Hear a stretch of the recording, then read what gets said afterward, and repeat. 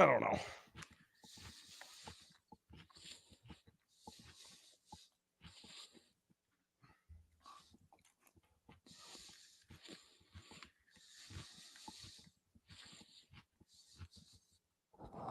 Tell you what, just make tentative plans financially and otherwise. You guys sneak in as the second wild card. You got playoff hockey across the alley. That'd be awesome. Awesome. Yeah, honestly, Trent, I would think it might be a good idea to get a hold of the Panthers and say, try to get passes. Media credentials. Do we have to contact the league for the playoffs? You might need to contact the league. I will look at it this morning. And quite frankly, we say we'll cover them for the whole run. They're going back to the finals, and we're going to be there. Yep. Yeah, take it from that approach.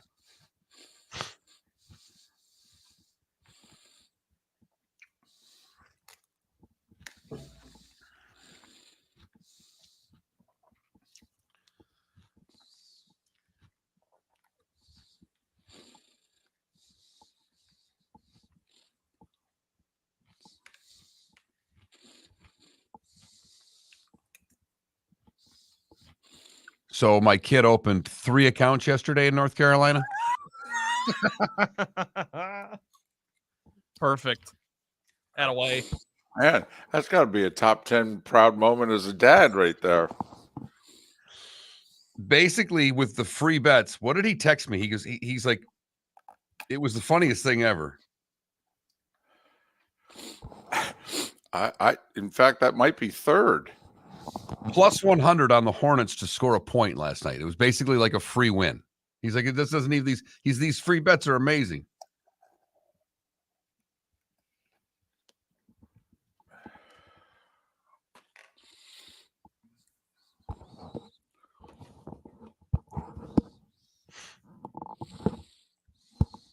Yeah, that's the nice thing about when they open up those accounts, you get all the promotions they're running, all the free bets. Do they get a boost? Hey, the boost won last night. Don't knock the boost. The boost is on First fire. thing I checked this morning was see if the boost won, and it won. And you know who else won, David, and won big? Please, a 17-point lead or something like that going to the fourth quarter. Yep. At some point, they must have looked up at the scoreboard and said, "Is that right?"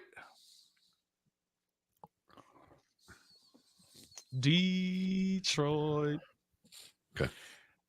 So I spent an hour in front of the TV yesterday watching NFL Live on mute because I just watched it for the crawl, and I just literally wrote down all the deals. How many free agents were signed? Because the trades don't count. Well, technically 0 because it's only legal tampering. Like my damn daughter. At least in the 30s. Here we go. Probably more.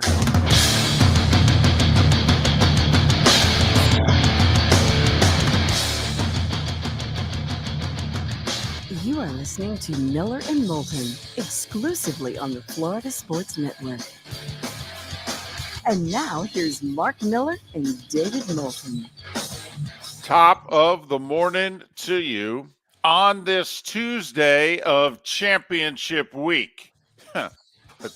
That took a step to the side yesterday. How the heck are you? We are Miller and Moulton, millerandmoulton.com, Miller_Moulton on Twix, Twitter/X. Man, I'll tell you, Mark, this NFL's really good out of, if you're a sport or a league and you got something really big going on, and then the NFL says, yeah, hold that thought. We'll take it from here. We'll let you know when you can go forward with that promotion of yours. And we're going to be nice to you and do it on a Monday, Tuesday, and Wednesday so we don't ruin the end of the week for you. Right. And then, to be honest, we'll take, the next 5 weeks, we'll just hang out. So, March Madness, the Masters, opening day baseball, you guys can even get the NBA and NHL playoffs started. Huh? How about that?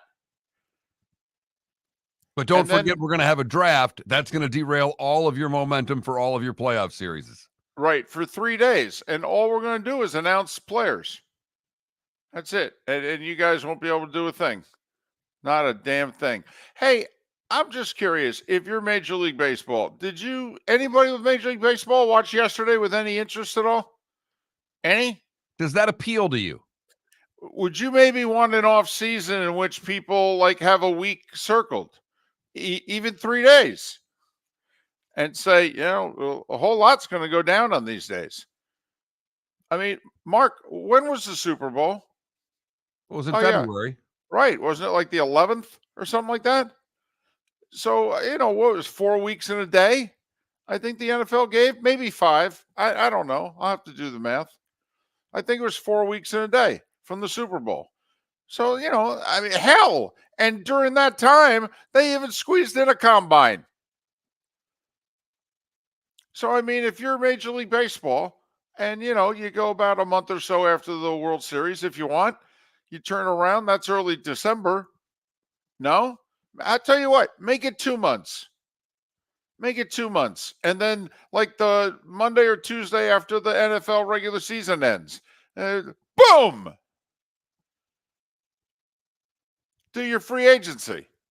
What do you say? Does this interest anybody? No? Man, Mark, you know who we have to hire?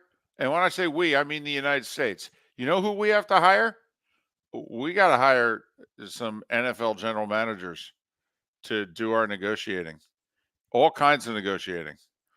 What we pay for certain products that we import, peace treaties, just, I don't know, certain deals with the UN or the Euro 20 or whatever. Because, Mark, they can negotiate quickly. Done. I mean, like 14 minutes, boom, deal was done yesterday. 12:14, first deal announced.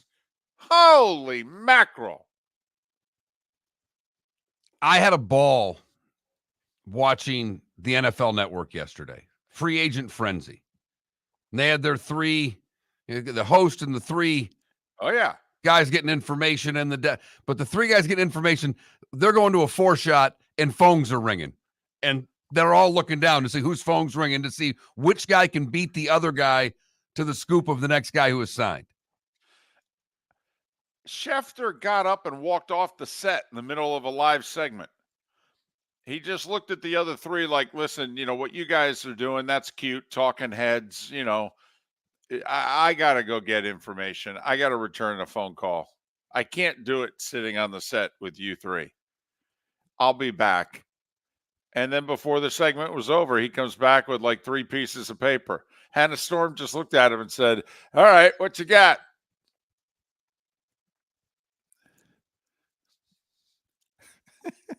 DeAndre Swift went to the Bears, 12:14 yesterday.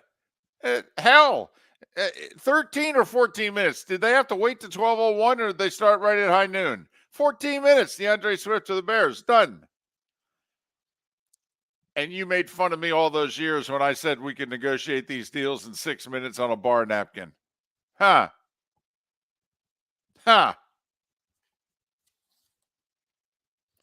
mean, how complicated is it? 3 years, $24.5 million? You'll guarantee. How much you want to guarantee? I don't know, 16. Well, I was thinking 14. How about we split the difference? 15. Done. I'm on to the next guy. Yeah, what running back is next?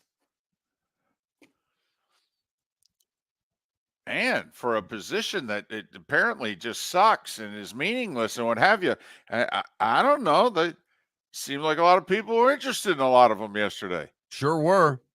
A couple still out there, but you're right. Running backs changed teams yesterday quickly. What was there, 7 basically starting running backs signed? Well, were you allowed to re-sign with your old team? That's what I'm wondering. No, you were, and many did. As a running back? No, as a running back, no. That's what I wondered. I just wondered if a resolution was passed during those 14 minutes before DeAndre Swift went to the Bears.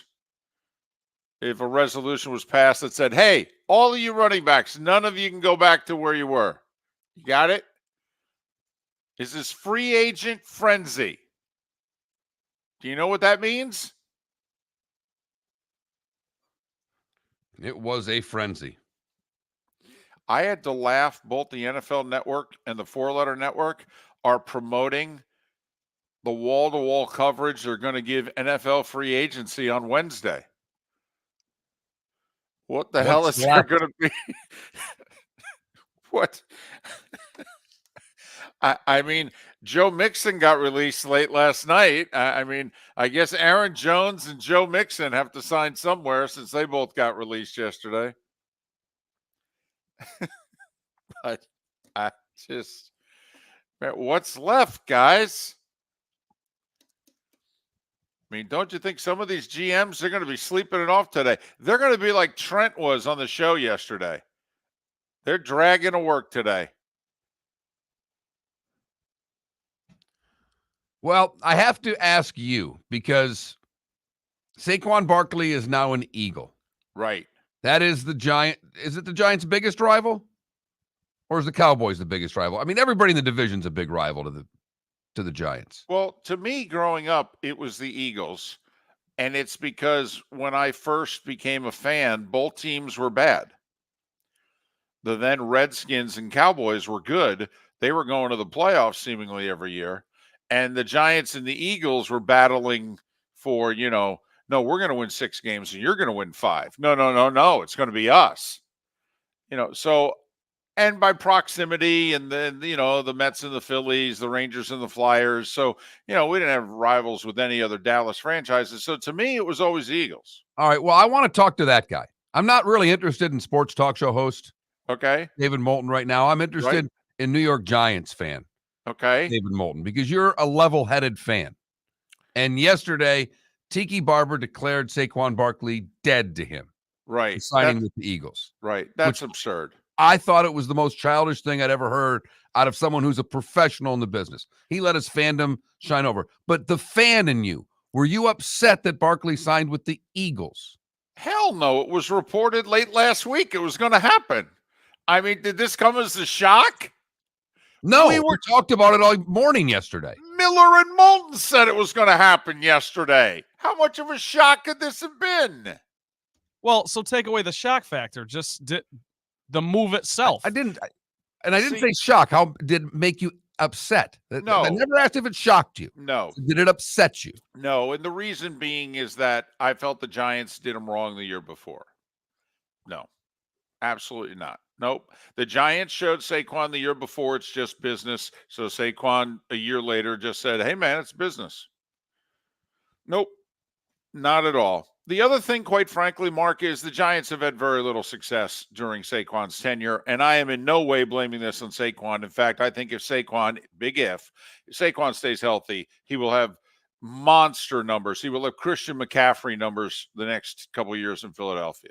He played behind one of the 5 worst offensive lines in the league his whole career so far. Now he's going to play behind one of the 5 best.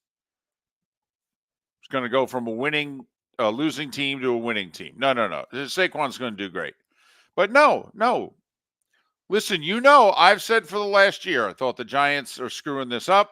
Thought the Giants should have offered him 3 for 33, 3 for 36 last year. I thought they should have gave him 3 for, I was even willing to go 3 for 39. All right. Sure enough, what did he sign for? 3 for 37, almost 38. And I was willing to do that last year. Didn't think it was unreasonable at all. Well, good. He and Cousins were the big signings of the day, the biggest news of all the news that was out there that was nonstop from the time noon hit until late last night. By the way, how long did that Cousins deal take? And the Vikings were like, wow, we were negotiating with him. We really thought we had a chance. Are you serious? The guy said back in training camp that he wanted to re-sign. Then he starts off the year. He's leading the NFL in touchdown passes, by the way, when he gets hurt. Okay. And shortly after getting hurt, he says, I want to retire here. He was open to negotiating while walking around in the boot. No. Give me a break. But good news, Viking fans. Your next quarterback walked in the door late last night. Sam Darnold. Oh, I missed that one. Really? Yeah, that was the last one. Hot damn. See, I got the Bengals cutting Joe Mixon, right before midnight. I got that one. Well, by the way, you said good luck or good news, Vikings fans. I think what you meant was good news, Bears, Lions, Packers fans. I did. It was complete sarcasm for this snark. point. Yes. Yes. Man, welcome to the show, Trent, but there is a little snark on this show from time to time when the Vikings let one quarterback go and sign Sam Darnold to a 1-year, $10 million deal. $10 million for Sam Darnold. Thank you. They didn't have to pay him that much. Could have paid him half that. Where else is he going to start? Here's the deal. We're not going to pay you a lot of money. B, we're going to give you a lot of playing time. Based on, by the way, your first 5-6 years in the NFL, I think that's a fair trade. What do you say? So, no, I'm not upset at Saquon. No. Giants let it go to that. They made a business decision. So did he. Time to be adults about this. This is a business. It's a TV show. Mark Miller for Molly Maid. Why Molly Maid, you ask? Trust. Moulton was a customer for 15 years. Affordability. Didn't I just say Moulton was a customer for 15 years? Worry-free services. Our professional house cleaners are fully insured and a 24-hour warranty. Call Molly Maids today at 239-774-5839. That's 239-774-5839 or online at mollymaid.com/FTMYERS. That's mollymaid.com/FTMYERS. Located on the East Trail, locally owned Naples Tiki Bar and Grill is an outdoor eatery next to the Hitching Post Shopping Center. Island-inspired food with a true tiki theme. The best place in Naples to enjoy the beautiful weather in Southwest Florida. The Naples Tiki Bar and Grill offers a great menu for dine-in or takeout. Enjoy our famous pulled pork, huge burgers, and tiki bar cocktails. Don't miss happy hour every day from 3 to 6 and live music 7 days a week. See you soon at the Naples Tiki Bar and Grill, 11498 Tamiami Trail East. The law firm of Michael F. Hornung specializes in criminal defense, DUI, personal injury, nursing home claims, and auto accidents. I'm a former prosecutor with over 34 years of experience. The information I know is information you need to know. If you've been arrested for a DUI, time is of the essence to maintain your driving privileges. Call the law firm of Michael F. Hornung for a free consultation. At the law firm of Michael F. Hornung, we are committed to excellence in your representation. Being a local attorney with local knowledge is clutch to the success of your case. For over 30 years, we have successfully represented the citizens of Southwest Florida. For a free consultation, call 239-437-0095.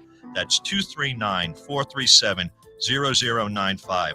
Our offices are conveniently located in Fort Myers. Visit online at mfh-law.com. You were listening to Miller and Moulton on the Florida Sports Network.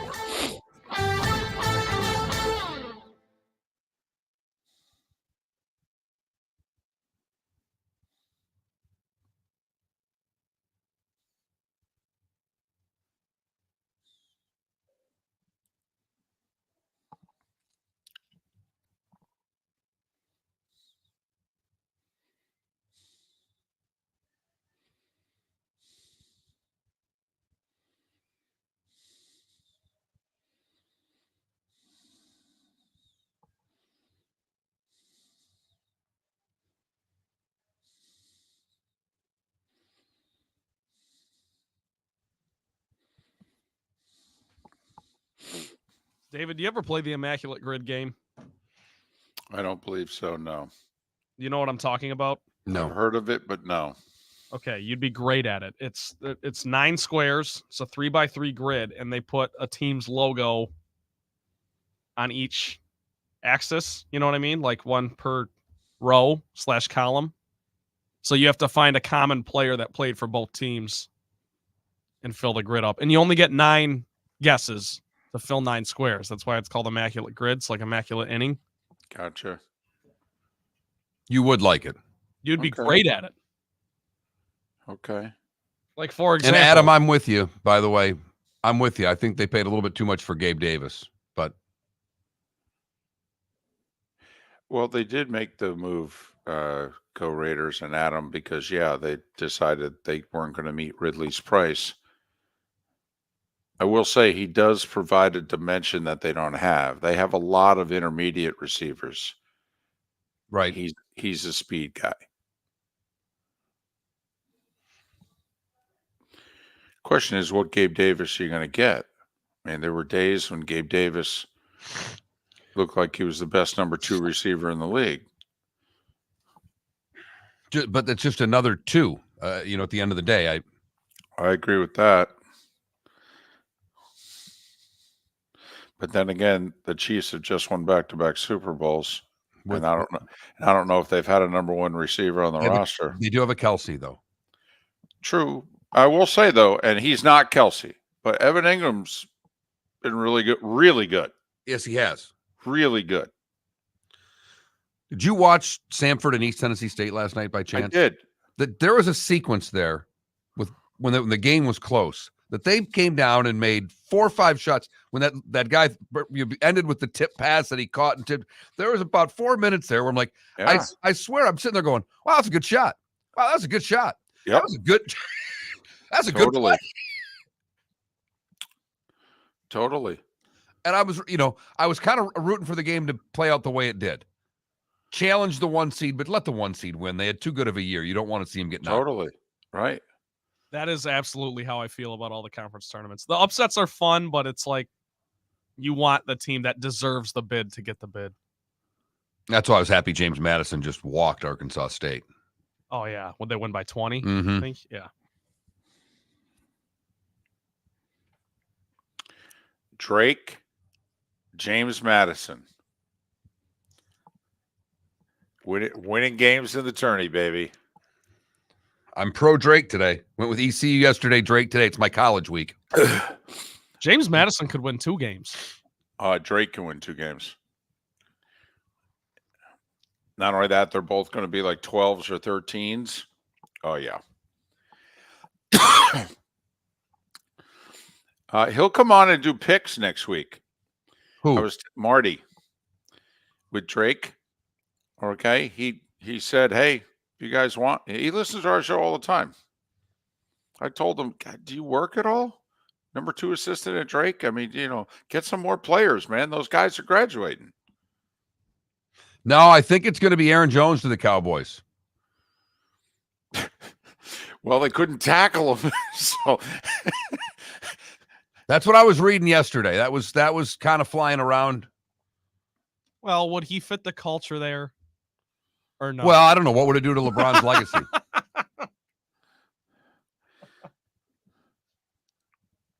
And will Dak have to renegotiate to be able to afford him? Yeah. Dak ain't worth what he's getting paid. Man. Well, he's only getting paid 40, but his cap hit's 59.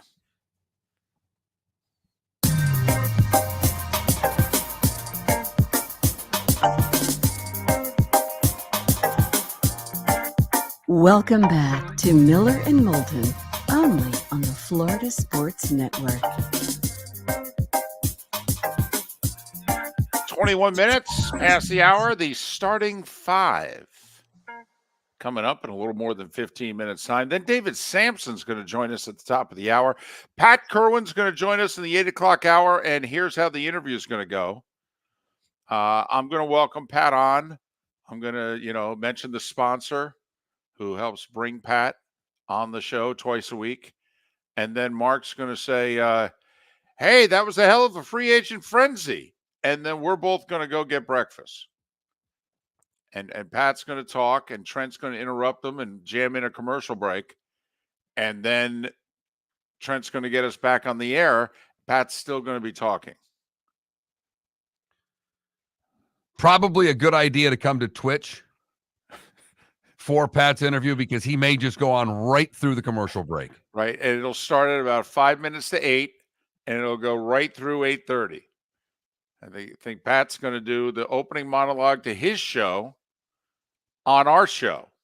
Over under 2.5 hours of sleep for Pat Kirwan last night. Over. I mean, he's an adult. Yeah. He's been a GM during free agent frenzy, although it wasn't quite the frenzy that it is now.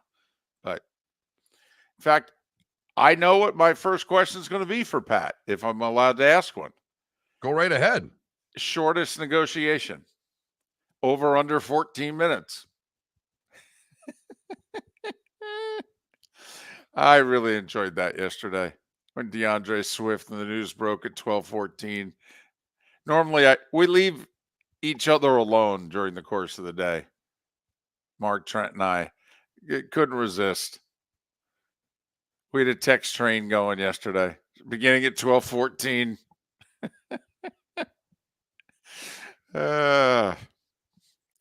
For as much as it bothers me, it's also hysterical.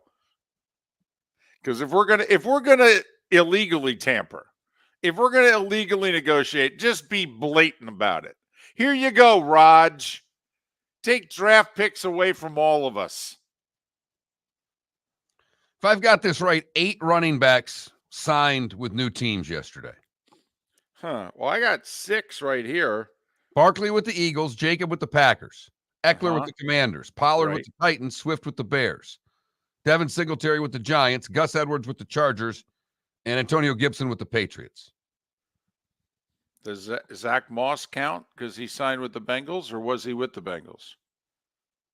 I thought he came from somewhere else because they signed him to a 2-year deal, and then they cut Joe Mixon. That's 9. Zach Moss might have happened after I kind of bookmarked this post on X. Zach Moss came from the Colts, by the way. Yeah, so there you go. That's 9, sorry. Yep. Hell, we had 4 quarterback moves yesterday. The mustache is in Vegas, baby. Minshew mania on the Strip. Can Vegas handle it?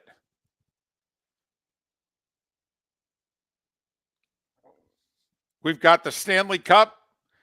We've got an F1 race. And we've got the stash.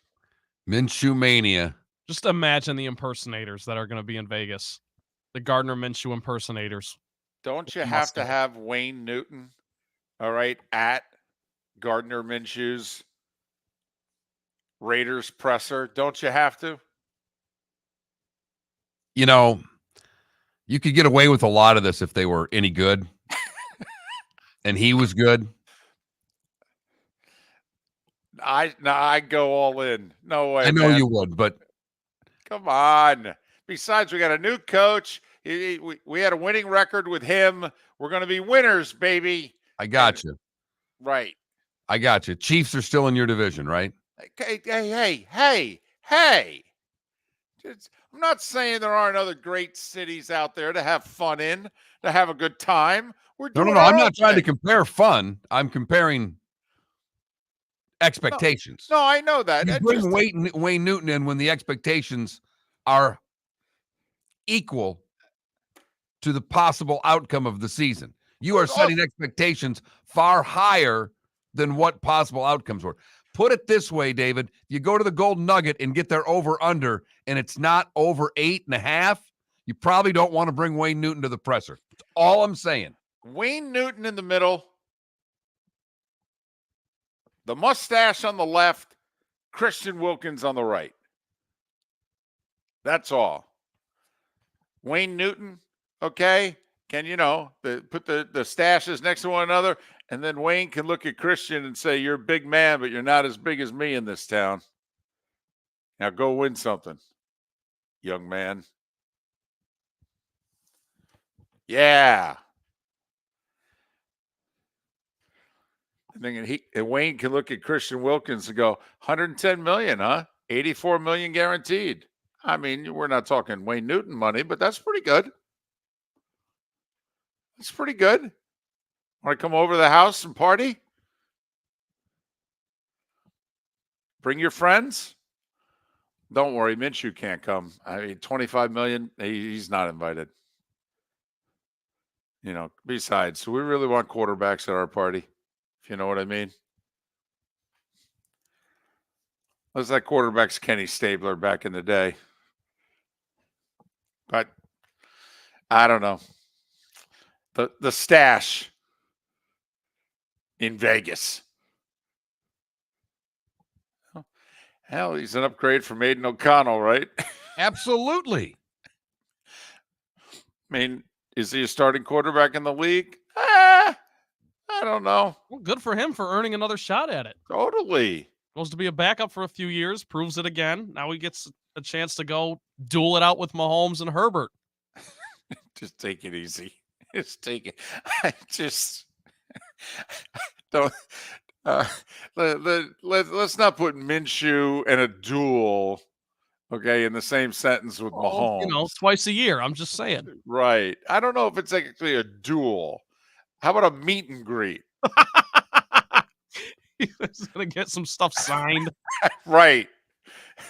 I mean, it kind of feels like parent-teacher conference night, but okay. A duel. I think you can have a couple duels with Denver. How about that? Right. And maybe with Herbert. Maybe they could duel with Herbert. But let's take it easy on the dueling with Mahomes. There's only a couple, 2, 3 guys who are, dueling with Mahomes. So, man, yesterday was fun. Wow. Hey, apparently these teams have some money. I thought, the cap, and it just, it's so hard. How are we going to sign these guys? I don't know. You guys seem to do okay yesterday. Well, and there was, the cuts came all day yesterday for teams to get into cap compliance. And Sure. While the signings were happening, so were the cuts. True. I will say, I felt like 4 of the first 6 signings were ex-Dolphins. It's like, wow, Miami lost another one. And then around dinner time, Miami's like, okay, we got to get back to work here. It was like they didn't have the Jalen Ramsey renegotiated contract done by noon, and it took them till like 5 o'clock. And while they were renegotiating that contract, they lost 4 guys. Then once they found that $19 million in cap room, then it's like, okay, we can go sign a few people. Oh, okay. Let's get a linebacker. Hey, let's get another. Call a couple linebackers and an offense and a center. Give me a center and 2 linebackers. Let's go.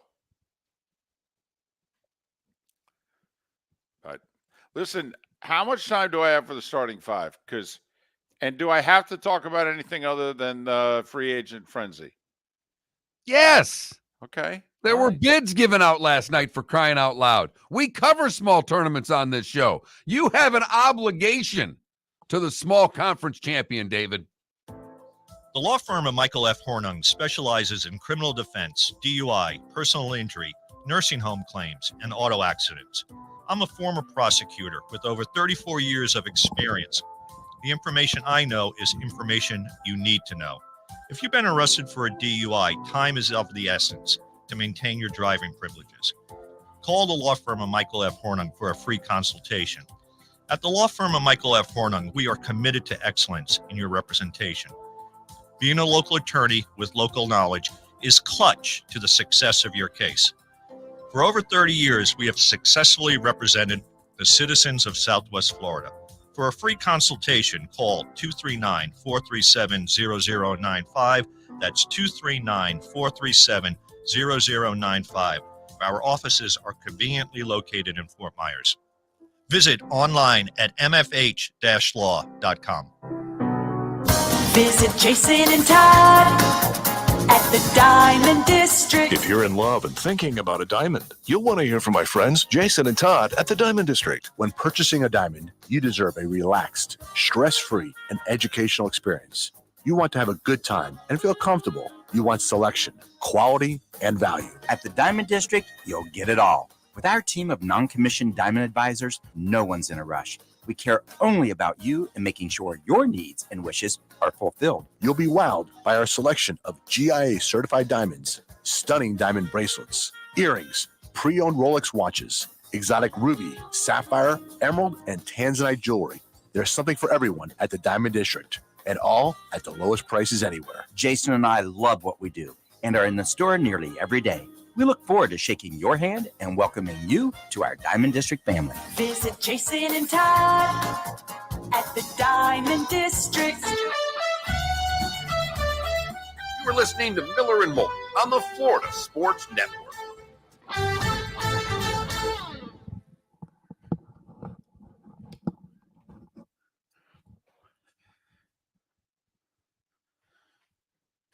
So, wife started up a new job yesterday. Same place, but different gig. So she's got training this week. And between the two of us, we only have one car seat. And it's in my wife's car. And we pick up the granddaughter from daycare Mondays, Wednesdays, and Thursdays. And she comes over for anywhere from an hour to an hour and a half. Helps the parents out, makes the grandparents and the great-grandmother happy. All right. It's a win-win, right? Yeah. Wife and I forgot to exchange cars yesterday. And forgot about it all day. And so at like 3:30 yesterday afternoon, when it was time for me to go and pick up my granddaughter, I grabbed my keys. I'm walking to the car and I realized, oh, blank. I got my car. I don't have a car seat. Now, I will admit, for about 30 seconds, I thought, oh, it's like 7 minutes. You know, can I put her in the back? And then I went, no, okay, come on, you can't do that. So I had to call the daughter and son-in-law and go, you're not going to believe this, but the grandparents are morons. Growing up, one of my jobs during the summers was I was like I don't know what you call it, a manny. That's what I called it. I would, there's a family of 4 kids that I would run around and stuff. And when I had to like exchange the car seat with the parents every morning, and we forgot so many times. And it was just it puts such a strain on your day. Unless the poll question is going to be, have you ever forgotten a car seat? Can we talk about a poll question? Absolutely. What do you want to do? What was the best signing You yesterday? kept a straight face during that. That's outstanding. Jesus. I'm sitting here going, nope. We're talking car seats. What's the best? I think. Do you want to do the quarterback moves, or do you want to do? Who's the favorite? Who's the favorite in the NFC South? With Kirk Cousins signing with the Falcons, who's the favorite in the NFC South? Anybody care about that? Well, see, that one's interesting because I would definitely say Atlanta. If you're a Giants fan, do you have a right to be angry with Saquon Barkley signing with the Eagles? I think yes, he's dead to me. No, it's business. I think that's the question. Okay. What I found hysterical is that Tiki Barber's, the unemotional one. He's the level-headed. Tiki has this air about him in which he's a little better than you. He's above the fray. In fact, what he did yesterday is what a lot of people said that if he wants to become the sports radio star in New York that he could become, he's going to have to throw out some hard opinions. That was very un-Tiki-like yesterday.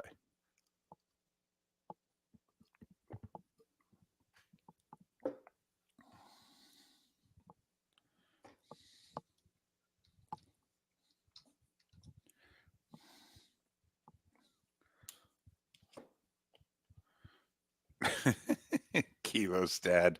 Is this what Jerry Jones means by all in? That's funny. That funny. We know funny. If you were a That funny. Giants fan, would you be mad at Saquon Barkley for signing with the Eagles? Yes, he's dead to me. No, it's business.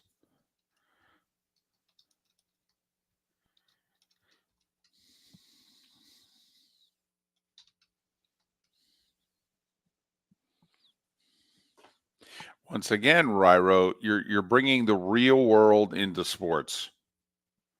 Here we go.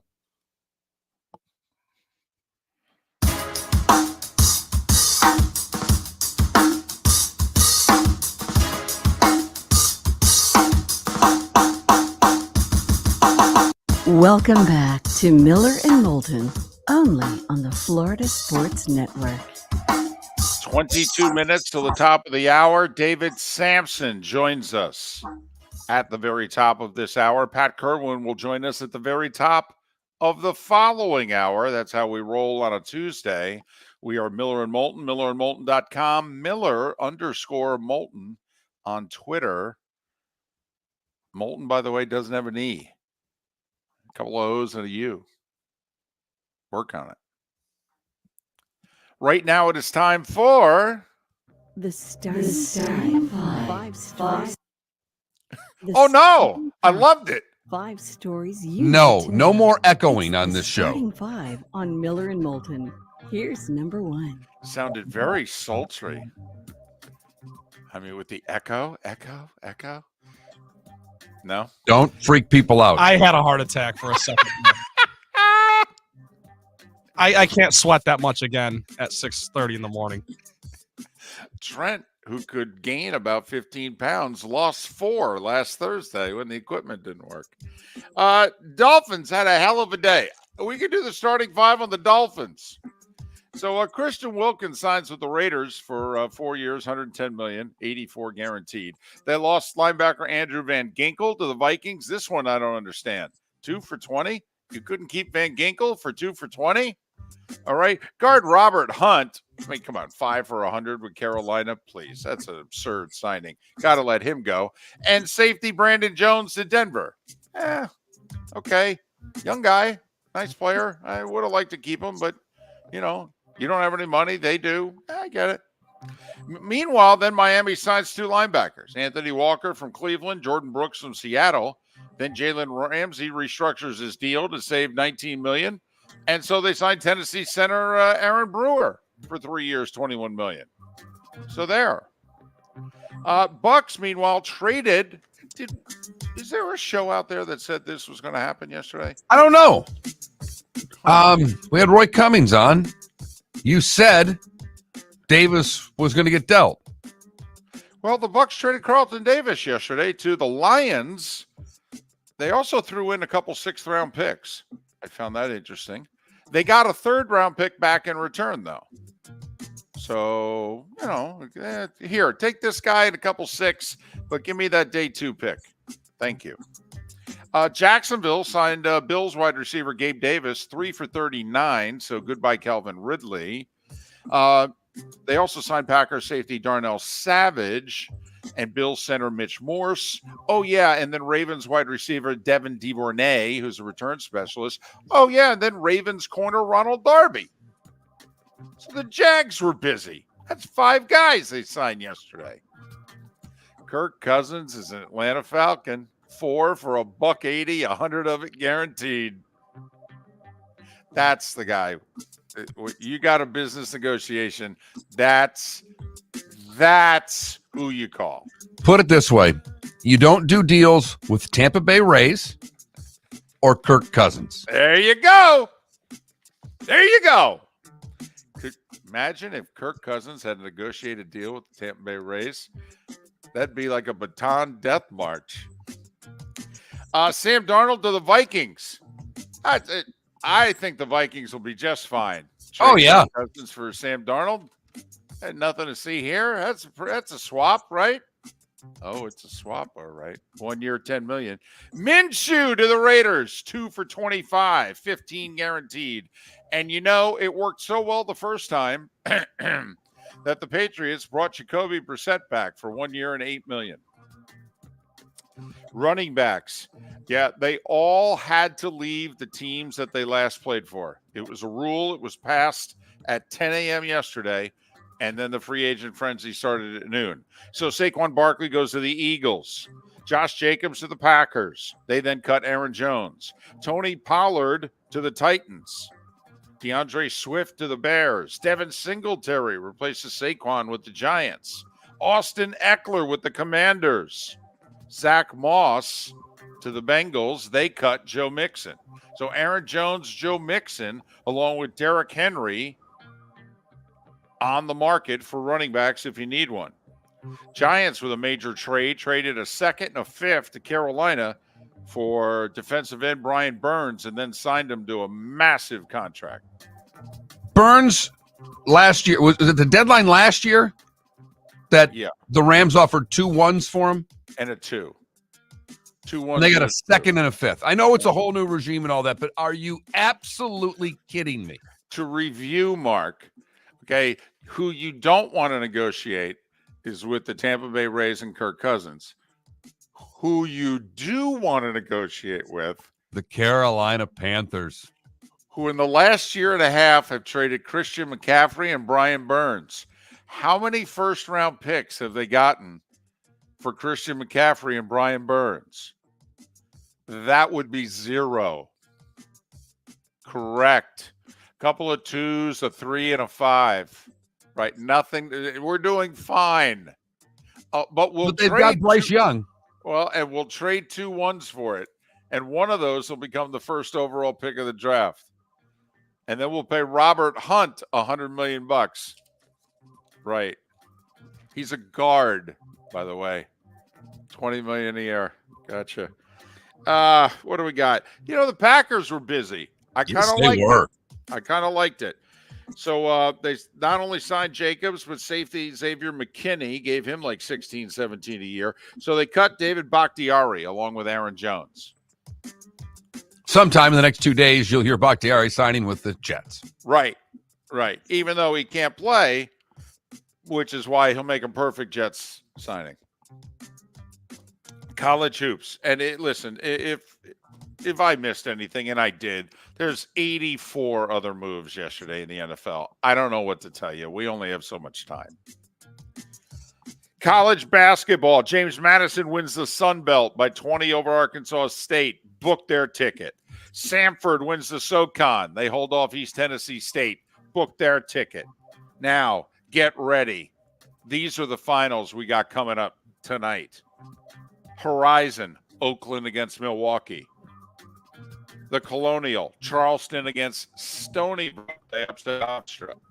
West Coast Conference, as expected, the 2 ranked teams, St. Mary's and Gonzaga. They both won and covered last night. Isn't that right, Trent? Did you have money on that last night? I did. I'm a little bit richer this morning. And the Summit League, it'll be Denver against South Dakota State. Pioneers have to beat South Dakota State in South Dakota to get their bid later today. Women's hoops, South Florida ousted from the American tournament in the quarters, lost by 2 to Texas San Antonio. And congratulations to UConn. They won another Big East title. They blew out Georgetown by 36. It's a heartwarming Georgetown story, too. It's a shame that it ended that abruptly, if you will, rudely. One other note, just want to throw out there. It's a little sidebar thing. The NAACP publicly asked black athletes to avoid going to public colleges and universities in the state of Florida yesterday. That's after the University of Florida, North Florida, FIU, and others eliminated their DEI, diversity, equity, and inclusion programs after Tallahassee said they weren't going to fund them anymore. So nothing to see here, just keep moving. NHL, Panthers, Aaron Ekblad, he's got a lower body injury, Mark. Don't you love those? Yeah, they have really avoided the whole season. Now they're no longer giving you specifics. They're giving you playoff injuries in the regular season. I know. Same thing. The Rangers, Jacob Trouba. He's out 2 to 3 weeks for a lower body injury. Well, could you be more specific? No. Why? He's not going to come back till he's healthy. Does it really matter? This is hockey. They target the whole body. You think all of a sudden because you hurt your knee 3 weeks later when you come back healthy, they're going to target your knee? They target the whole body. Anyway, so he's out 2 to 3 weeks, lower body injury. Your guess is as good as ours. Yankees, Garrett Cole. Nothing to see here, Mark. He's having an MRI on his right elbow. He's a pitcher who just happens to be right-handed. There you go. Nothing to see here. Aaron Boone said that the 33-year-old Cy Young Award winner is experiencing, wait for it, discomfort, unquote, in between starts. They're trying to say it's not a big deal. That, he's throwing like 50 pitches now, and his arm's feeling the way it normally does when he throws like 100 in the regular season. So, we're just checking it out, see what's going on. Don't be concerned. No, he's just your ace, and he is a horse for the innings that he throws on a pitching staff that needs innings to be thrown. Right, who need like 2 more of him. Actually. Right. But anyway, let's go back to hockey. Rangers beat the Devils 3-1, so Seth will not be making his weekly appearance tomorrow. He's in mourning. Good news for the Panthers. The Blues beat Boston 5-1. And so Florida's not only a point up on the Bruins, they now have 2 games in hand for first place and best record in the East. Good news for the Lightning and the Flyers and the Red Wings also. The Kings shut out the Islanders, snapping their 6-game winning streak 3-0. NBA, KD with 37. Phoenix beat the Cavs in Cleveland by 6. We need to pause for this moment. The Detroit Pistons won last night. Trent is now only $3,515 in the hole betting the Pistons this year. Detroit blew out Charlotte 114-97. Just take a moment, Trent. Just take a moment. It's the spread. They haven't been that bad this year. Other winners last night in the NBA, Dallas, Golden State, Boston, and Denver rallied from 17 down at the half and beat Toronto. It was as if they were toying with the Raptors. They're like, we didn't feel like playing tonight. We figured we'd spot you 17. Now, okay, all right, we'll try. And Mark, I'm sure there's a lot of other stuff. I got 30 other NFL signings on the page on the left, but it's 10 minutes before the hour. That was the Starting Five every weekday morning at this time on Miller and Moulton. You know what I decided not to do? Not to bring up any of the, quote, re-signings. Because that's a whole page onto itself. At 100%. I was between X, Pro Football Network, and the NFL Network. I was just a kid in a candy store. I mean, I was getting a lot of looks at gymnastics yesterday, David, I must say. Well, that's because all of a sudden I just blurt something out and look around. I'm sorry. Were you like John Madden and Ace Hardware? Boom! In aisle 4. I mean, I could see why you'd be garnering so much attention. It was close. I took a nap yesterday, which is just such a rookie move because then you wake up after your hour nap or whatever, and 100 things have happened. Mark, I got to be honest yesterday. You've been golfing for 4 days. You got a really nice tan. You got your hair cut right before the golf thing. So you're looking about as good as you can look right now. And then there you are at gymnastics, probably the only guy in the joint. Until you started making those crazy free agency frenzy sounds, I'll bet you were looking pretty hot.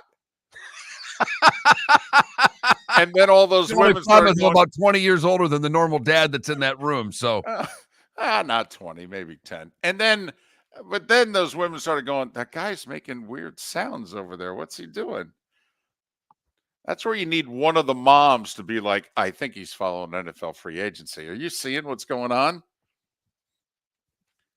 Not a lot of NFL fans in that room yesterday, David. Oh. I think I was on an island yesterday, but that's all right. You know what you should do? You should walk in every time, and I don't know how many gymnastics practices you have a week, 2, 3, or whatever it is. You should walk in with the daily countdown to Paris in the Summer Olympics. You should walk in and go, "Hey, moms, 112 days to Paris, Simone Biles," and then just go be by yourself. It's not a bad idea. It's not a bad idea at all. Maybe that could be a way to start endearing myself to the other gymnastics moms in that room and start talking the Paris games.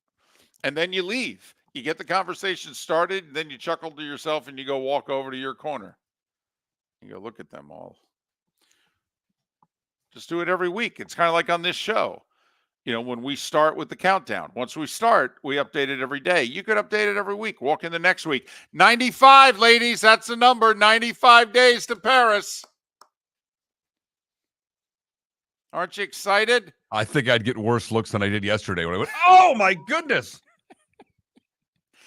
Another running back signed. It would have been great if one of the moms said, What? What happened? And you went, Jonathan Grenard signed with the Vikings. Eckler to the Commanders. What do you think? That's a young pass rushing defensive end. That's a really good signing. And they go, man, what a moron. I was married to one of those. I divorced him. David Samson's next. Visit Jason and Todd at the Diamond District. Are you ready to make March unforgettable? No, seriously. Get ready to be dazzled as Jason and Todd with the Diamond District invite you to their largest diamond event ever, featuring one of the world's largest diamond cutters, beginning Friday, March 15th, running through Sunday the 17th. Picture this, GIA certified diamonds ranging from 1 carat to a stunning 11 carat diamonds, all at the lowest prices you'll find anywhere. No, seriously, the lowest prices. And that's not all. A. Jaffe, one of America's top bridal designers, will be joining the Diamond District for this extraordinary event. Whether you're searching for that perfect engagement ring to symbolize your love or looking to treat yourself to a timeless piece of fine jewelry, the Diamond District has exactly what you need. With their wide selection of fine jewelry at unbeatable prices, you're sure to find something that will take your breath away. No, seriously. Don't miss out on the biggest diamond event of the year, Friday the 15th through Sunday the 17th. At the Diamond District. Hello, friends and family of Southwest Florida. Are you looking to tap into the electric vehicle market? Well, look no further, because we here at Southwest Florida Golf Carts have just what you need. E-bikes, golf carts, LSVs, scooters, and more. Come down and talk with one of our experienced sales reps, have a soda and a smile, and you could be cruising the streets in your new EV today.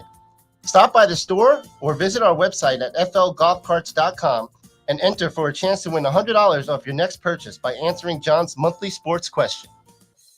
Located on the East Trail, locally owned Naples Tiki Bar and Grill is an outdoor eatery next to the Hitching Post Shopping Center. Island-inspired food with a true tiki theme. The best place in Naples to enjoy the beautiful weather in Southwest Florida. The Naples Tiki Bar and Grill offers a great menu for dine-in or takeout. Enjoy our famous pulled pork, huge burgers, and tiki bar cocktails. Don't miss happy hour every day from 3 to 6 and live music 7 days a week. See you soon at the Naples Tiki Bar and Grill, 11498 Tamiami Trail East.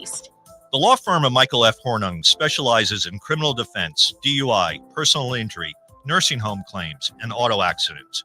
I'm a former prosecutor with over 34 years of experience. The information I know is information you need to know. If you've been arrested for a DUI, time is of the essence to maintain your driving privileges. Call the law firm of Michael F. Hornung for a free consultation. At the law firm of Michael F. Hornung, we are committed to excellence in your representation. Being a local attorney with local knowledge is clutch to the success of your case. For over 30 years, we have successfully represented the citizens of Southwest Florida. For a free consultation, call 239-437-0095. That's 239-437-0095. Our offices are conveniently located in Fort Myers. Visit online at mfh-law.com. You are listening to Miller and Moulton on the Florida Sports Network.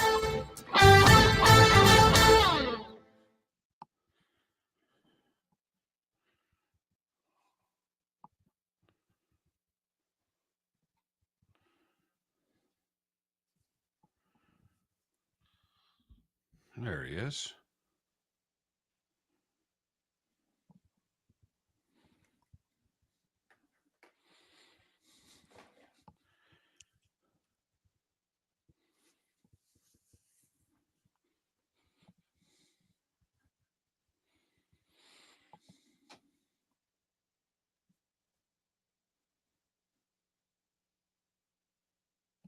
Paul, we don't do a show just for the 239 anymore.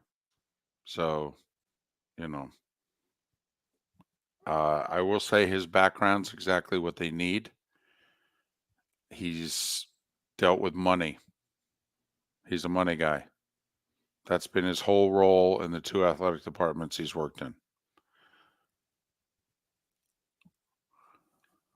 Did deals with Learfield, I guess. Also, he was in charge of NIL at NC State. He also spent 6 years working at South Florida. So I like his background. He also was the supervisor for men's basketball at NC State. So, I think his background's perfect. We'll see if he's any good. He starts May 1st.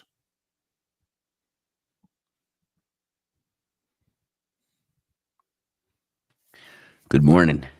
Good morning. So did you fly back yesterday? I got back at about 1:30 this morning. Oh, wow. Did you go to bed? Yeah, but you know me. I had to unpack. I had to do laundry. So you slept 2 hours. 4:45 to 6:07. So an hour 20. You are an absolute machine. Oh, no, I'm just actually sick in the head. Okay. But in a good way. Like, in a way, hey, I don't want my place to be a mess after a trip. And I'm thankful that the wheels of the plane didn't fall off. So there's that. And no doors blew in. So I'm a glass half hello, full type Alaska of guy. Airline. So is that our new question now when we're going through? Hey, can I get upgraded? And is this a Boeing? Yeah, so that's pretty much it. No, I think that I was annoyed at the delays because I knew I had an early morning this morning. And I realized if the delays were for checking on wheels and doors, I'm good. It turns out they were for catering and jet bridge maintenance. What do you mean catering? We don't get any food anymore. What the hell are we being held up for catering? I can't even talk about it right now because I don't eat plain food. And so I have no need for it. And I made that point made. And I didn't do it to the point where Transportation Authority came. But I did say, listen, we could do without it. Yes. We all just want to get home. But now, the doors didn't come out. Were you sitting in the section in which they serve food? Yes, I was. That's what I figured. So to make matters worse, you were the only person in that section not eating. Now that is true too.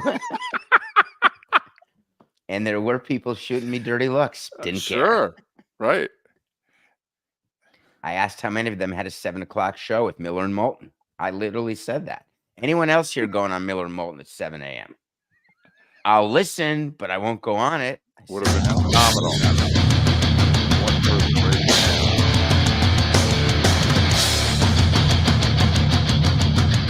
You are listening to Miller and Moulton, exclusively on the Florida Sports Network. And now here's Mark Miller and David Moulton. And it's a Tuesday, the top of the 7 o'clock hour in the East, and that means it can only be one David Samson. He have nothing personal with David Samson, the award-winning Nothing Personal with David Samson. He records that sucker 1 hour from now, live every weekday. So do you have a I'm Just David number for us? You know, your love of Broadway combined with your love of movies. I figure once Ryan Gosling broke into song at the Oscars, that one of your Nothing Personals this week would be your intro, I'm Just David. So I got kicked out of chorus as a 7th grader. So let's start at that. I started at the left side of the class, and this is a very good private high school. I felt really good about the program, the teachers, etc. I was not the best behaved child. Let's just say that. And I started off on the left, but I was singing like this. And then all of a sudden, toward the end of the semester, I was down on the right side because my voice had changed right during chorus. It was mortifying. It was cracking. And since that moment, I only sing in the shower or to special people on special occasions. So no, I did not break into I'm Just David, nor did Ryan Gosling break into I'm Just Ken. That was an extremely rehearsed bit and maybe the highlight of my 7-hour broadcast of the Oscars.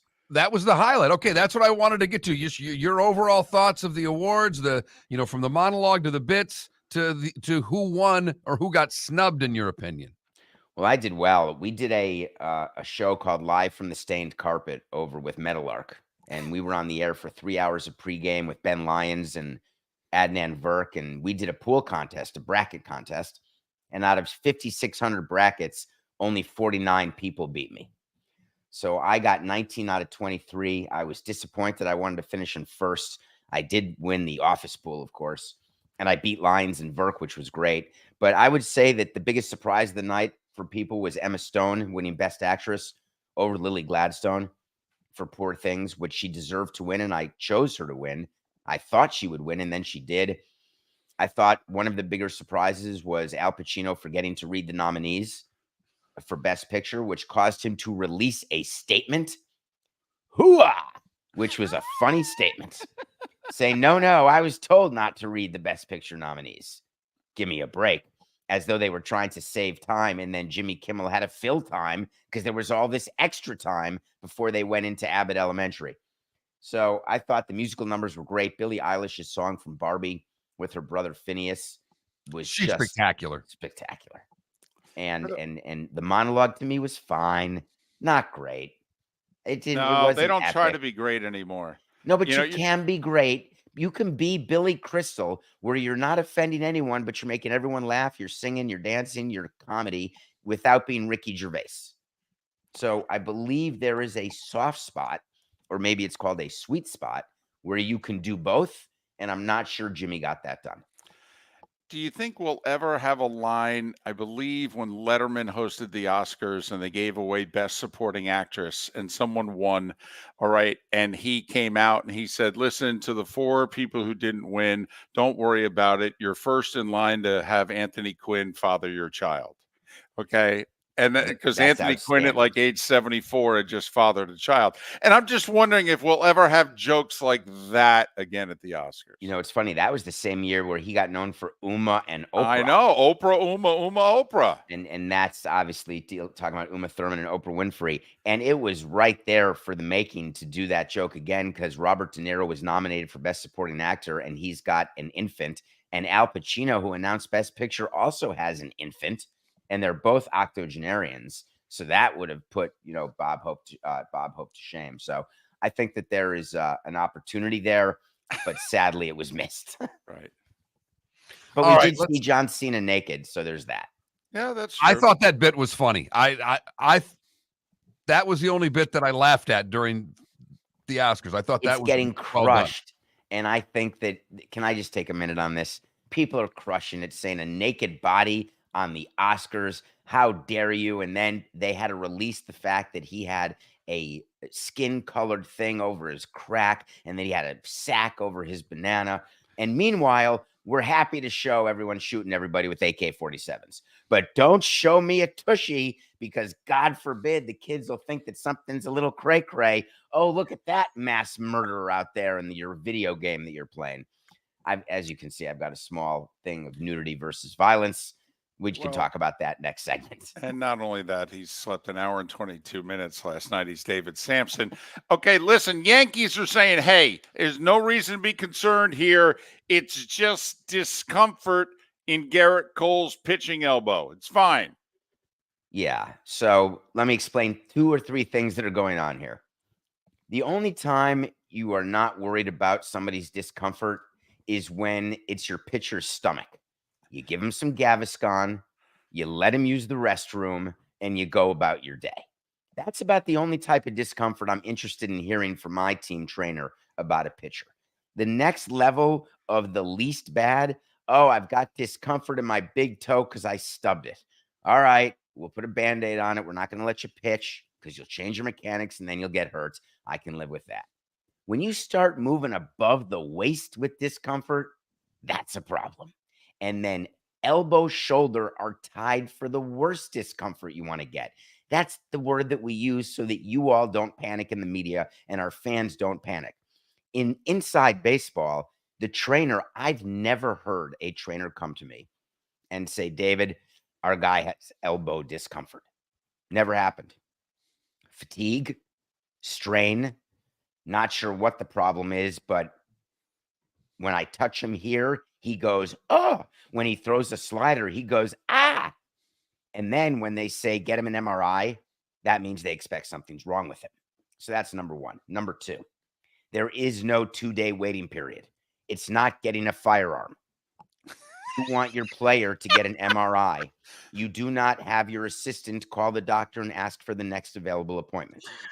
The way it works with your team doctor is when you call the doctor's office and say, my player wants an MRI. They don't say, is he the star player? They don't say, is he on the 40-man roster? It could be John Cockposton. When the team calls, the MRI tube is open. The player drives down with the trainer. They're in the tube. And then you don't wait a day for the results. The results are simultaneous. They are read by the radiologist. They are given to the team doctor, who calls the trainer, who calls the GM immediately. So when teams say, which is what we did too, couldn't reach the doctor, we'll have results tomorrow. Every single time they're lying to you because they're debating what to release publicly, what to say, how to frame it, what transaction will be made. And in this case, there's another reason. Scott Boras. They don't want Cole to get the results, to give it to Boras. So then Boras says, oh, Garrett Cole's going to miss 6 to 8 weeks. Let me see if I have another pitching client who the Yankees may want to sign and now really need to sign him. And let's make sure we stick it and make him guarantee an extra year. Of course, I'm talking about Blake Snell, who's been negotiating with the Yankees, who is represented by Scott Boras. So these are all the things that are going on in your head as it relates to figuring out what to do with Garrett Cole. Scotch Romanian, huh? Interesting combination. So thank you. The other pitcher that's bees, just not together. Not together. Trevor Bauer pitched in a game against Dodger minor leaguers, mowed everybody down, was telling them what pitch he was going to throw by the end of it. Is there a team in Major League Baseball that's going to give him a shot? Nope. We have 3 minutes. Another topic? Or do you want me to expand on that? Or just tell you that when he pitches for the Asian Breeze and he's striking out minor leaguers who are not major leaguers, who are not going to be major leaguers this season, and he does it to show teams, look, I'd pay for the minimum, and then he has his media hacks ask why the collusion is happening, it's an absolute joke. Trevor Bauer will never be signed by a major league team. I've been saying it for 2 years. I've had wait to sees for 2 years. I've been right for 2 years. It's simply not going to happen, because not that there's collusion against Trevor Bauer, not that he's been blackballed. There is no owner who wants to be in front of a microphone saying, yeah, we needed pitching. We were so desperate that, we'll take anybody. Well, David, he was never charged with a crime. Wasn't charged with a crime. Okay, the authorities have come out and said he did not commit a crime. They've done it on 2 occasions.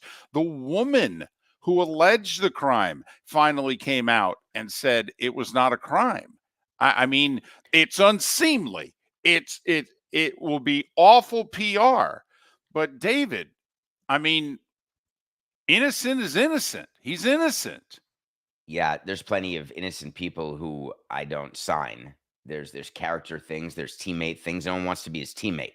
And this was well before any of these issues. So I'd like to just correct one thing you said. No authority has come out and said he did not commit a crime. What they came out and said, because no authority would do it, and if they did say it, and you want to correct me because that prosecutorial bureau is horrific, what they say is there are not charges being filed. What that means is they do not have the likelihood of getting a conviction by a jury. Right, whatever. There's not enough evidence, can't get a happen. Conviction, whatever. Right. But on 2 separate occasions, they've had 2 chances to charge him, and they didn't. I'm just saying, if a front office signed him, okay, I mean, you're either you've either been charged with something or you haven't. You're either guilty of something or you're not, right? He's guilty of being a bad teammate. He's guilty of being a bad person in the clubhouse. He's but guilty. There's 200 of those in Major League Baseball. But why? The juice just isn't worth the squeeze. Signing him, there is no incremental benefit to your team when you bring in a player like Trevor Bauer. There just isn't. Sure there is. He makes 30 starts a year and he throws 200 innings. I feel like I'm right, given that he hasn't been signed. No, you are. Fair enough. All right. My last question is, after yesterday being, we got a minute left. After yesterday being so nuts with NFL free agency, is baseball going to figure this out and give a week and do something to have this type of excitement for their sport? Remember, not until there's a cap. Just remember what's causing all this. There's a cap in the NFL, so people sign right now. It's exciting. The problem with MLB is no cap, so agents will never allow a deadline like this because they feel it has a quashing impact on salaries. So without a cap, you cannot have a deadline. David Samson. Nothing personal with David Samson is recorded live at 8 a.m. Monday through Friday. It's an award-winning podcast. Follow him on Twix, Twitter/X at David the letter P Samson, David P Samson. He's sleep deprived. He's cranky. He's running on adrenaline. It will be spectacular today. Spectacular. I think I wound you up. I think I got you just cranky enough where you'll be phenomenal today. I think I'm in a lovely mood. Lovely. David Samson. You're terrible. Hello, friends and family of Southwest Florida. Are you looking to tap into the electric vehicle market? Well, look no further because we here at Southwest Florida Golf Carts have just what you need. E-bikes, golf carts, LSVs, scooters, and more. Come down and talk with one of our experienced sales reps, have a soda and a smile, and you could be cruising the streets in your new EV today. Stop by the store or visit our website at flgolfcarts.com and enter for a chance to win $100 off your next purchase by answering John's monthly sports question. Mark Miller for Molly Maid. Why Molly Maid, you ask? Trust. Moulton was a customer for 15 years. Affordability. Didn't I just say Moulton was a customer for 15 years? Worry-free services. Our professional house cleaners are fully insured and a 24-hour warranty. Call Molly Maids today at 239-774-5839. That's 239-774-5839 or online at mollymaid.com/FTMYERS. That's mollymaid.com/FTMYERS. Visit Jason and Todd at the Diamond District. Are you ready to make March unforgettable? No, seriously. Get ready to be dazzled as Jason and Todd with the Diamond District invite you to their largest diamond event ever, featuring one of the world's largest diamond cutters, beginning Friday, March 15th, running through Sunday the 17th. Picture this: GIA certified diamonds ranging from 1 carat to a stunning 11 carat diamonds, all at the lowest prices you'll find anywhere. No, seriously, the lowest prices. And that's not all. A. Jaffe, one of America's top bridal designers, will be joining the Diamond District for this extraordinary event. Whether you're searching for that perfect engagement ring to symbolize your love or looking to treat yourself to a timeless piece of fine jewelry, the Diamond District has exactly what you need. With their wide selection of fine jewelry at unbeatable prices, you're sure to find something that will take your breath away. No, seriously. Don't miss out on the biggest diamond event of the year, Friday the 15th through Sunday the 17th. At the Diamond District.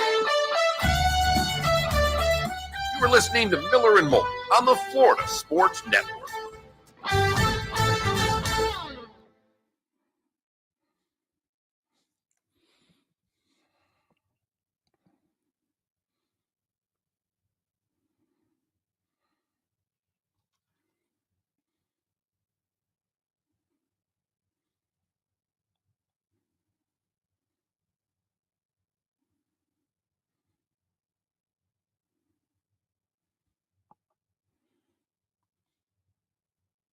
You're a terrible person.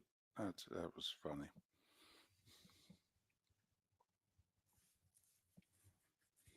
Kilo's dad,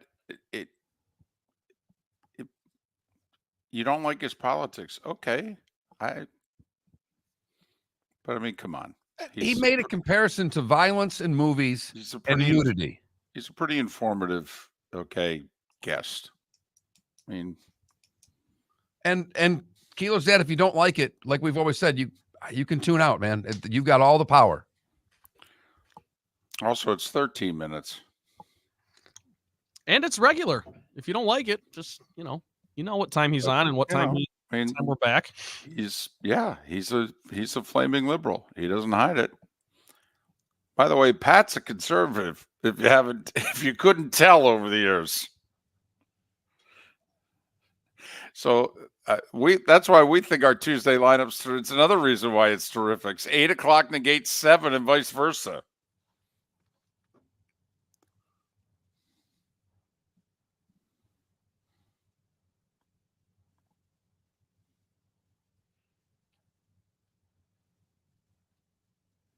I legitimately have more pep in my step on mornings when Pat is going to be on the show because I am just so excited to hear what he has to say. Wow. He's so good.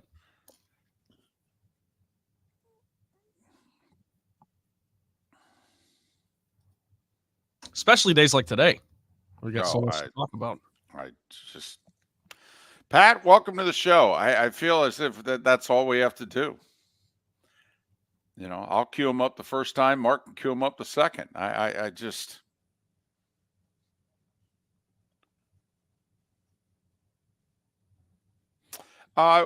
It's funny. Who was it who asked about Donnie Jones? Somebody in the Twitch chat room. Yeah, actually, we reached out. We're trying to get him on. I figure we got a chance because, you know, next week he'll be swamped. No way. But this week they're not playing. They're just practicing.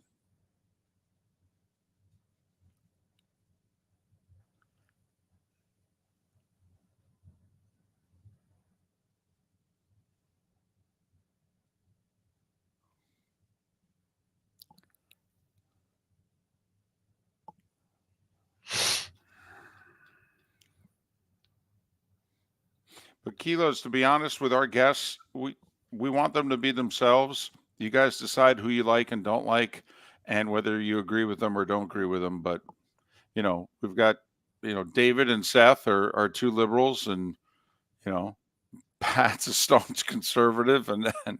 And believe me, if we divulge the politics of most of our regular guests, I think they'd fall more on your side of the aisle. So, but Samson's also one of the few that will bring politics into what he does. You know, Seth will also. And we did ask him about the Oscars. Right. So we went Oscars. I went John Cena. So be mad at me.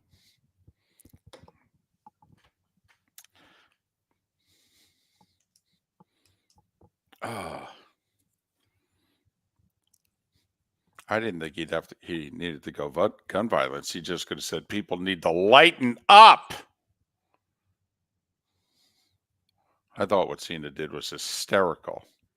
The sideways shuffle that he did with the envelope over his stuff was like the speed at which he did that really slowly. Yes. I also was honoring the streaker, you know, what was it, 50 years ago, 45 years ago, when David Niven was on stage. Right. I mean, you know, and come on, he came out like that when he was giving away best costumes. I mean, how could people not get that?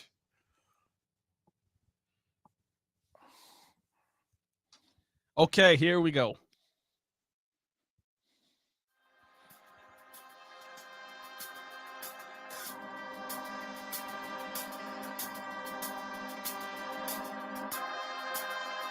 You're listening to Miller and Moulton, only on the Florida Sports Network.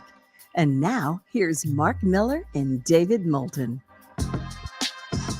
21 minutes after the hour, Miller and Moulton, millerandmoulton.com, Miller_Moulton on Twix, Twitter/X. Show's already off to a spectacular start. I mean, we had the free agency frenzy yesterday. David Samson just ended his segment with us telling me that I'm a horrible person. Okay, so I feel as if the show, Mark, is just flying along, and we'll have Pat in 40 minutes to talk about all the negotiating that got done so quickly yesterday. After all, negotiations began at noon yesterday. Man, are they good. Swift and the Bears just must have been really in sync. They must have really wanted to get something done. They offered him a contract. He accepted it. I don't know why you guys think that this couldn't be done in 14 minutes. Listen, DeAndre, how much do you want? I want $10 million a year. We were thinking more like $8 million. Well, how long were you thinking? Well, I was thinking 4 years. We were thinking 3. Where do So I what sign? what you're saying is 3 for 24? Yeah. Could you throw a little something in extra? Well, how about 3 for 24 and a half? Done. Okay, let's do it. In fact, why did it take 14 minutes?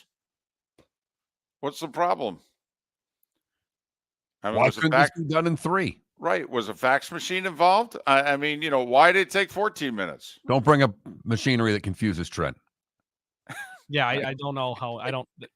Fax machines make me nervous. I can't. You've never on National Letter of Intent Day gone on a school's website for fax cam?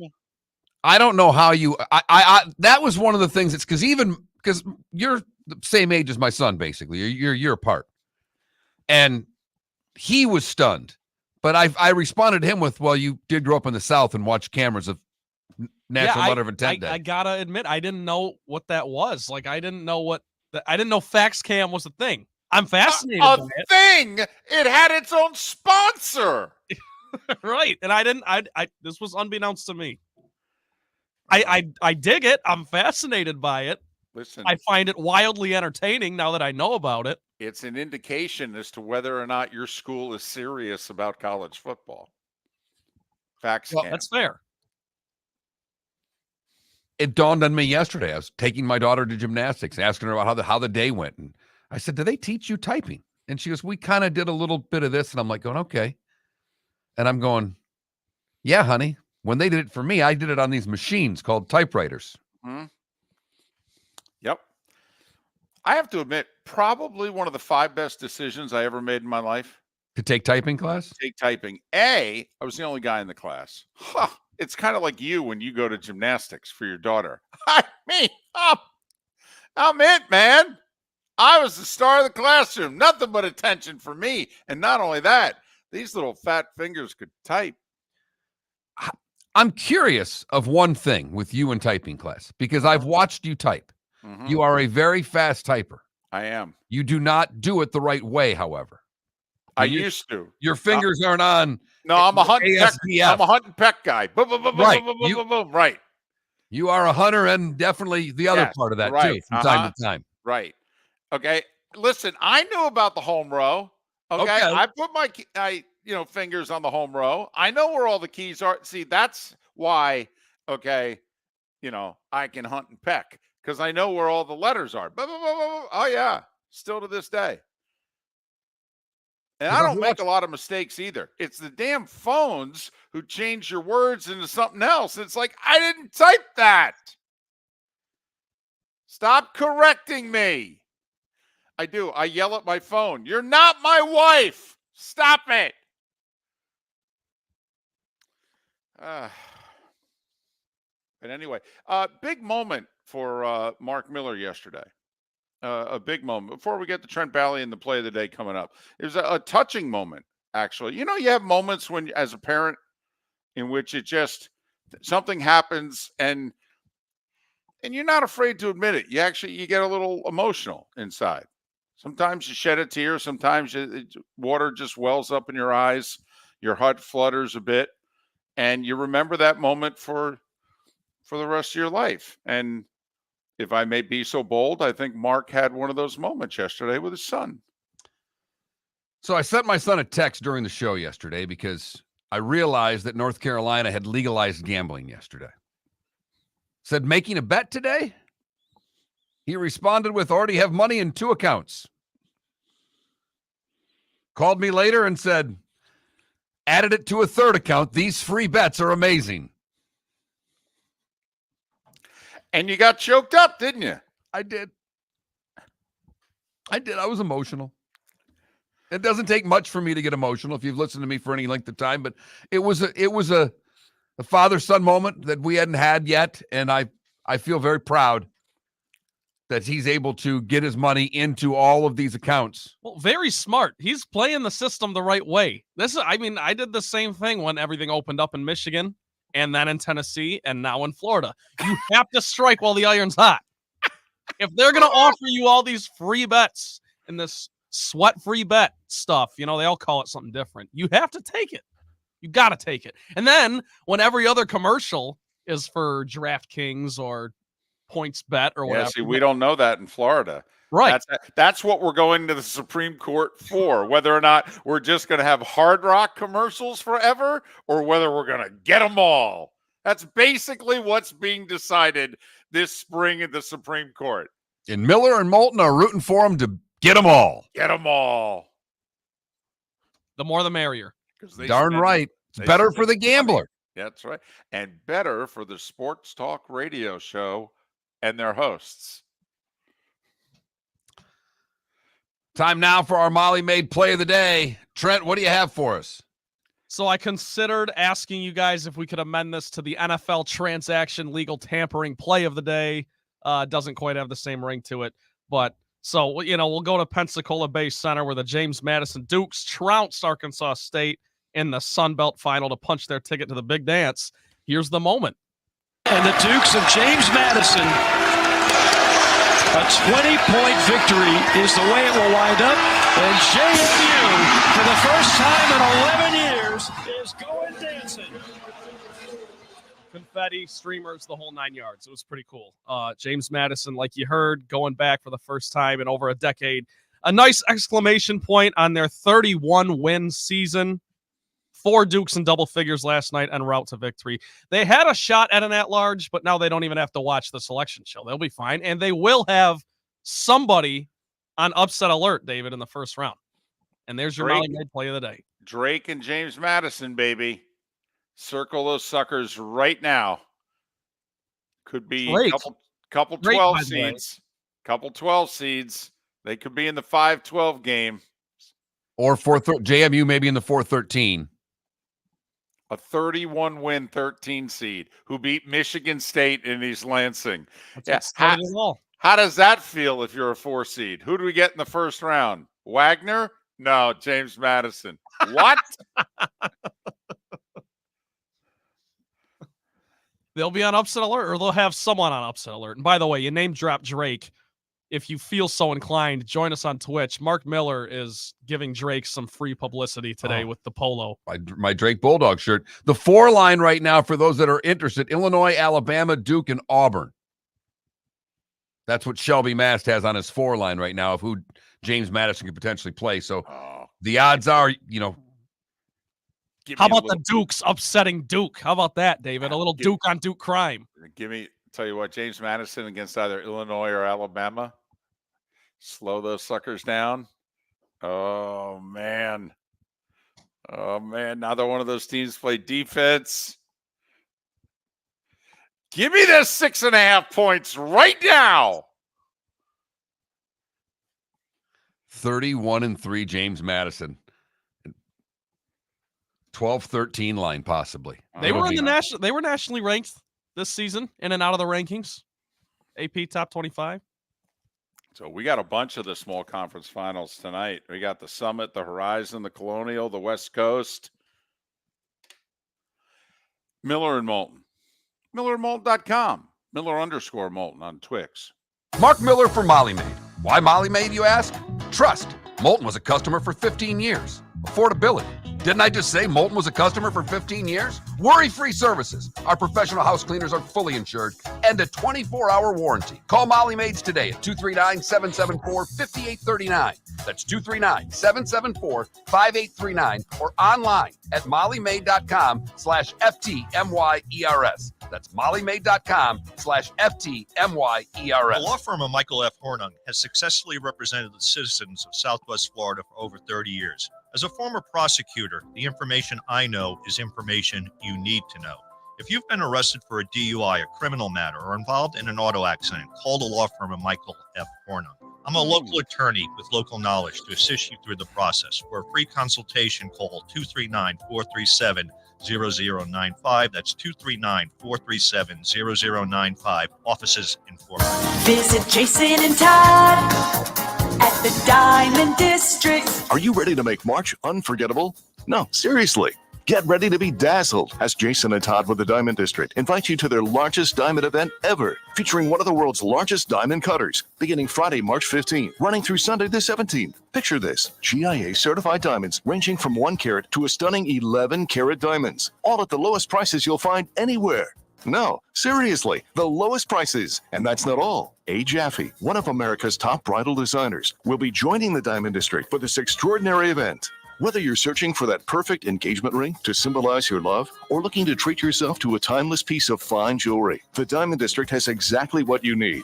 With their wide selection of fine jewelry at unbeatable prices, you're sure to find something that will take your breath away. No, seriously. Don't miss out on the biggest diamond event of the year, Friday the 15th through Sunday the 17th. At the Diamond District. You were listening to Miller and Moulton on the Florida Sports Network.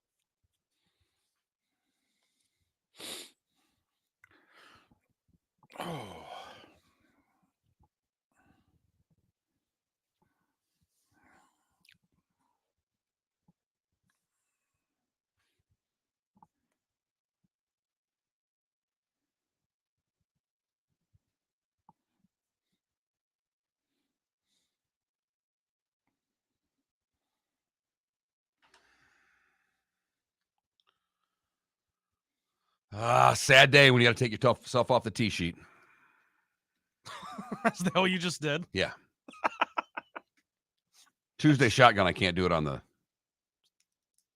phone. I've got to call for whatever reason.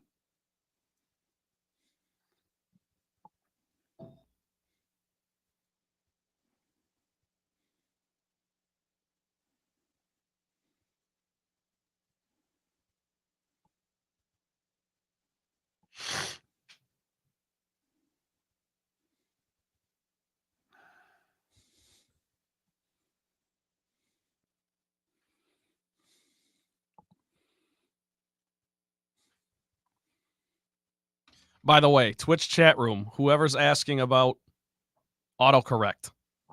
On iPhone, you go to your settings, general, keyboard, and there will be a switch. Go to your settings, hit general, hit keyboard. I was just fired up that I figured out on 2K Golf how to take the highlights out of my PGA Tour career mode. Man, that saves a lot of time. 2K Golf.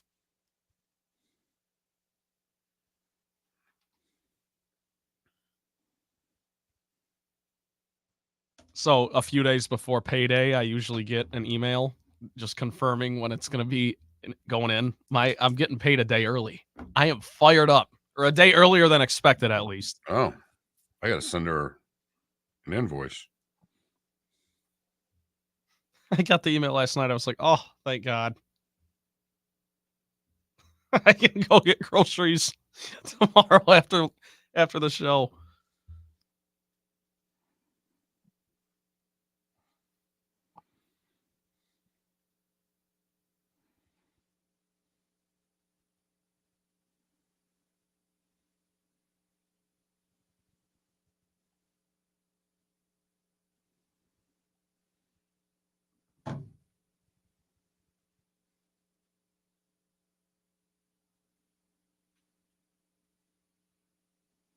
I have to admit, on our Twitch handle there, all the teams are South Florida. Everything there is Miami. Like, I don't know how that was done. It looks really good. Oh, but I'm guessing Like the little- Felipe. the I'm guessing background. Felipe Yeah, we did got it. it. Yeah. It's Marlins, Messi, the Yeah. Heat, the Panthers, the Dolphins, and the Canes. And I think that's Isaiah Wong, right? So I'm going to go out on a limb and say Felipe did this.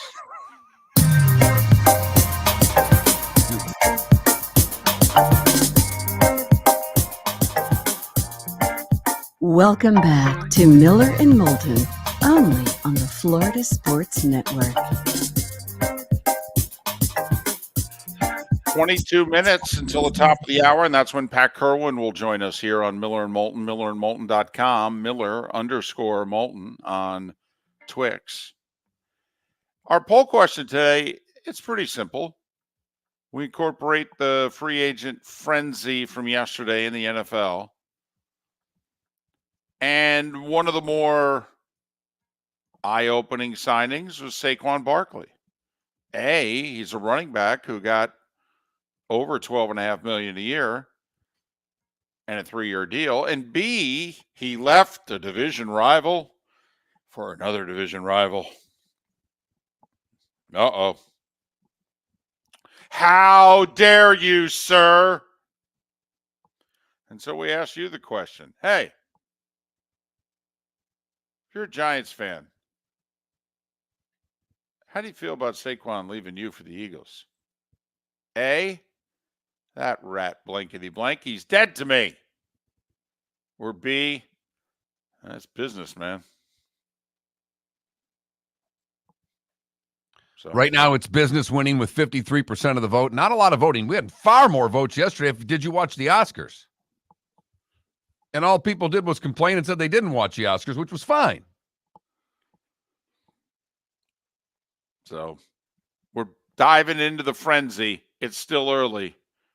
That Mark Miller, the David Moulton, Miller_Moulton on Twix.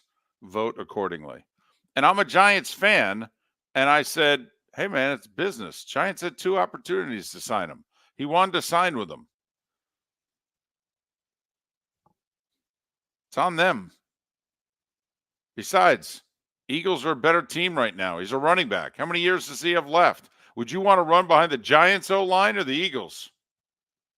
I think that's all good and fine, but it's just the fact that it's in division and it's So what? I know. That's the beef people have. I don't have a problem with it. But you would have a problem with it if whatever Lion yes would have signed with the Vikings, Bears. Hold on, though. If the Lions didn't offer Jared Goff a contract and then he went and played for the Bears, yes, I would Wait a minute. strongly dislike that. Wait a minute. Hold on. In this hypothetical, your team had a chance last year. He wanted a long-term deal. And you guys went, no, we're good. We're going to tag you. And it's like, oh, come on, man. I'm worth more than that. And besides, I'm 26 years old. Really? I can't get a 3-year deal at 26? No, we're good. And then a year later, I'm still the best guy on the team offensively. Come on, how about we do like a 3-year deal? 3 for 39. What do you say? No, we're good. Well, yeah, he has every right to do what he did. And I won't even get you with Goff, because Goff, there's ways to really run. If it was Amon St. Brown. Yeah, I wouldn't like that. But that doesn't mean I think our wires are getting a little crossed here. He has every right to do that. That's not what we're asking. We're asking is what's your reaction? He's dead to you he's or dead to it's you. business? Yeah, he'd be dead to me. Yes. Wow.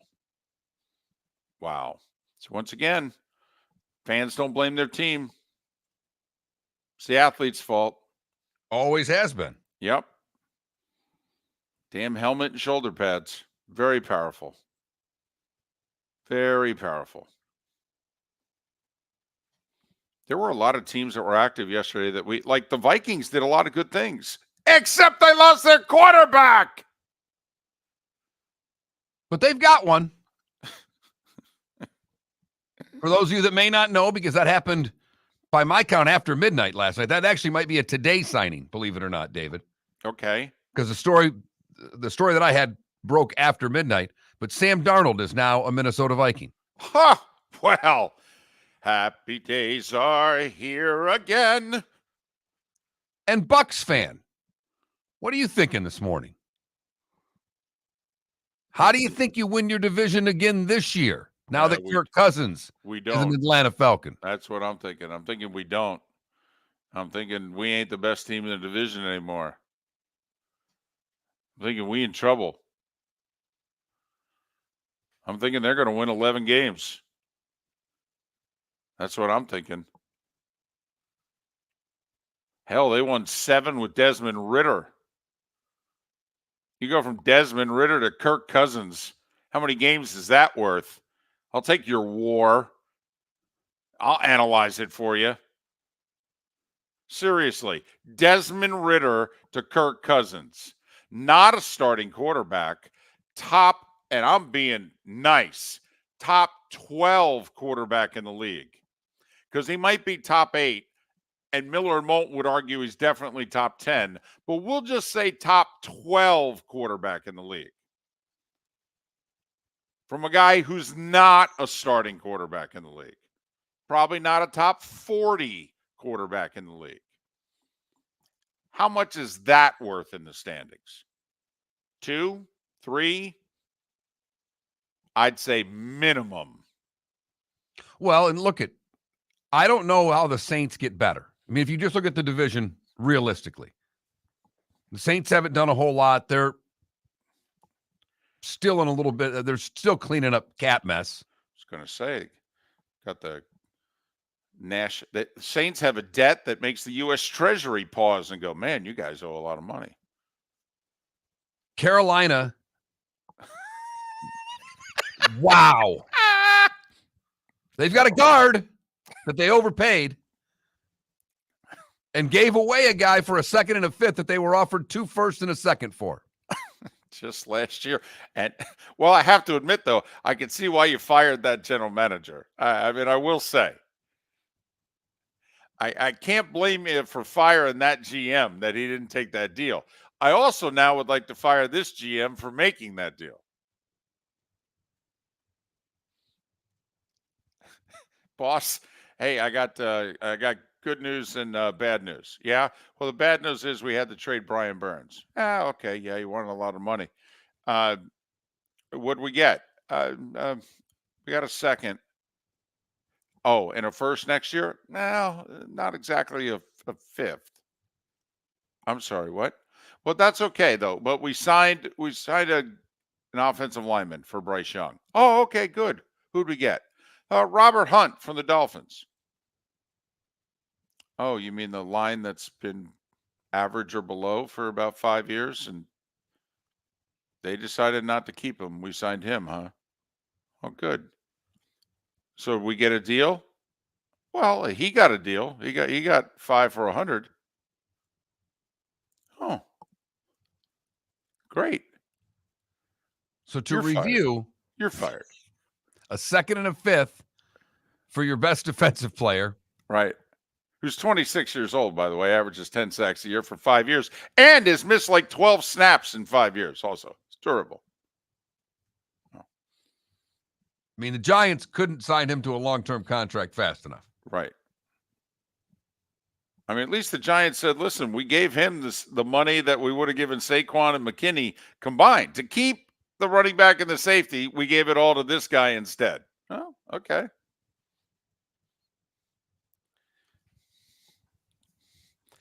Carolina on the clock. Boy. Again? Well, can I just wait just a few more days? You know, I'm torn about the Patriots. I really am. I'm torn. They're going to spend a lot of money here, but Jacoby Brissett's going to be their quarterback. So, I mean, seriously, Mark, name the quarterbacks in the AFC that are not as good as Jacoby Brissett.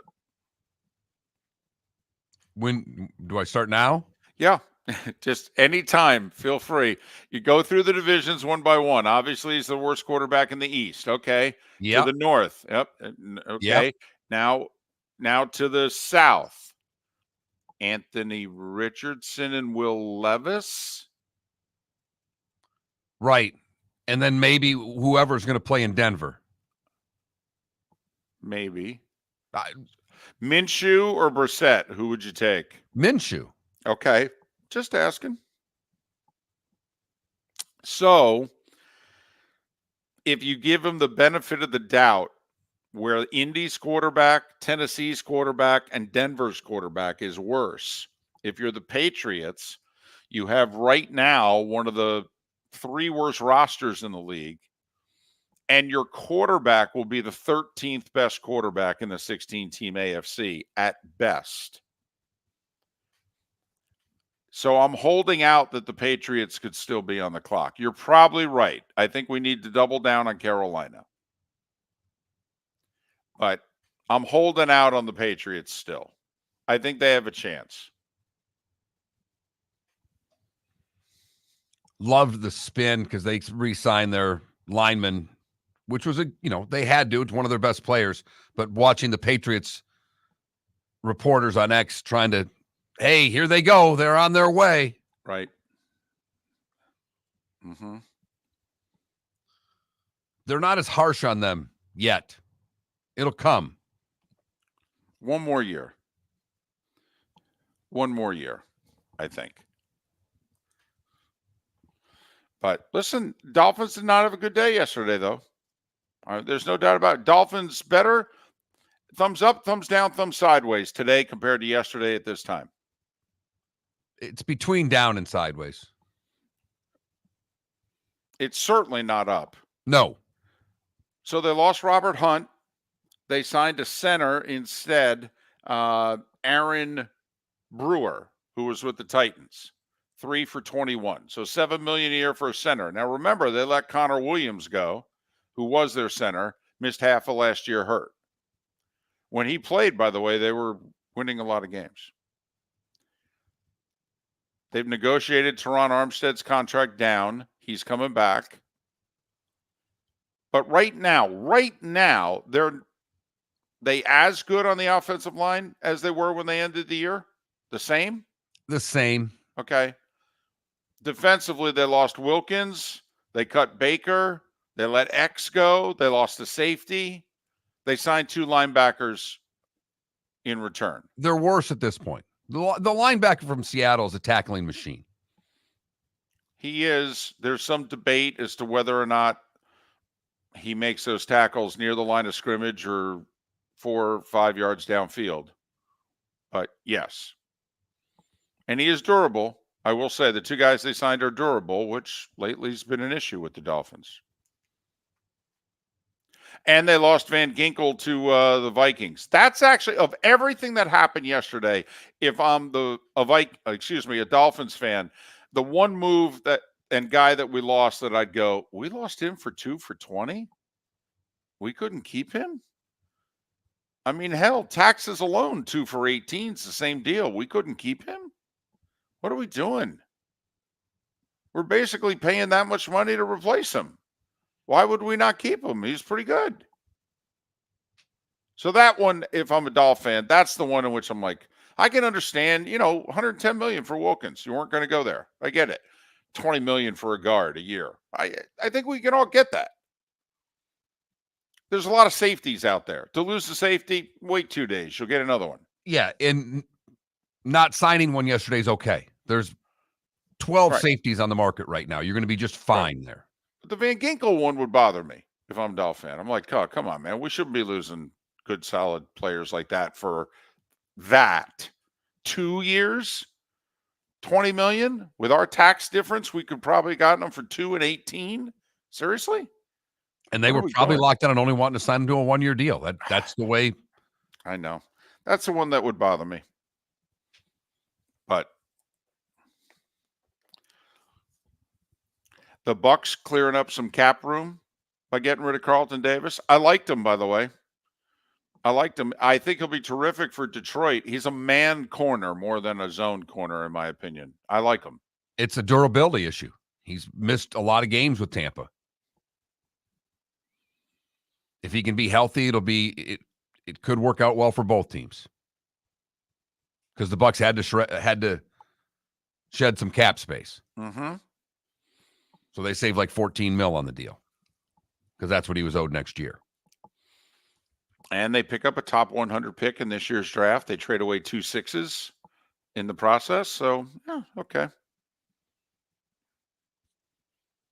And then the Jags signed a bunch of guys and decided they're done with Calvin Ridley. They still have to give Atlanta a 3rd-round pick for that deal. If they had re-signed Ridley, they would have had to give Atlanta a 2nd-round pick in this year's draft. But it looks like they're not going to re-sign Ridley now, so Atlanta's still going to get their 3rd-round pick. You know, T. Higgins wants to get traded. If I was the Jags, I might be very interested in that. Do you think he's a 1? Because that's what he's looking for. I mean, he's making $21 million this year on the tag, and he's miserable. So think about what the contract you're going to have to give him, Mark. You're going to give T. Higgins. You're going to give T. Higgins 5 for 115. I don't know if I'd give 5. 4 for 90. Yeah. The law firm of Michael F. Hornung specializes in criminal defense, DUI, personal injury, nursing home claims, and auto accidents. I'm a former prosecutor with over 34 years of experience. The information I know is information you need to know. If you've been arrested for a DUI, time is of the essence to maintain your driving privileges. Call the law firm of Michael F. Hornung for a free consultation. At the law firm of Michael F. Hornung, we are committed to excellence in your representation. Being a local attorney with local knowledge is clutch to the success of your case. For over 30 years, we have successfully represented the citizens of Southwest Florida. For a free consultation, call 239-437-0095. That's 239-437-0095. Our offices are conveniently located in Fort Myers. Visit online at mfh-law.com. Visit Jason and Todd at the Diamond District. Are you ready to make March unforgettable? No, seriously. Get ready to be dazzled as Jason and Todd with the Diamond District invite you to their largest diamond event ever, featuring one of the world's largest diamond cutters, beginning Friday, March 15th, running through Sunday the 17th. Picture this: GIA certified diamonds ranging from 1 carat to a stunning 11 carat diamonds, all at the lowest prices you'll find anywhere. No, seriously, the lowest prices. And that's not all. A. Jaffe, one of America's top bridal designers, will be joining the Diamond District for this extraordinary event. Whether you're searching for that perfect engagement ring to symbolize your love or looking to treat yourself to a timeless piece of fine jewelry, the Diamond District has exactly what you need. With their wide selection of fine jewelry at unbeatable prices, you're sure to find something that will take your breath away. No, seriously. Don't miss out on the biggest diamond event of the year, Friday the 15th through Sunday the 17th. At the Diamond District. Hello, friends and family of Southwest Florida. Are you looking to tap into the electric vehicle market? Well, look no further, because we here at Southwest Florida Golf Carts have just what you need. E-bikes, golf carts, LSVs, scooters, and more. Come down and talk with one of our experienced sales reps, have a soda and a smile, and you could be cruising the streets in your new EV today. Stop by the store or visit our website at flgolfcarts.com and enter for a chance to win $100 off your next purchase by answering John's monthly sports question. Located on the East Trail, locally owned Naples Tiki Bar and Grill is an outdoor eatery next to the Hitching Post Shopping Center. Island-inspired food with a true tiki theme. The best place in Naples to enjoy the beautiful weather in Southwest Florida. The Naples Tiki Bar and Grill offers a great menu for dine-in or takeout. Enjoy our famous pulled pork, huge burgers, and tiki bar cocktails. Don't miss happy hour every day from 3 to 6 and live music 7 days a week. See you soon at the Naples Tiki Bar and Grill, 11498 Tamiami Trail East. You were listening to Miller and Moulton on the Florida Sports Network. Good morning, boys. Morning, Pat. Good. Just always checking to see if you can hear me. That's absolutely. The audio is always the issue for me. Everything good? Everything is good. I like your conversation about T. Higgins. You forgot the 2 first-round compensation picks.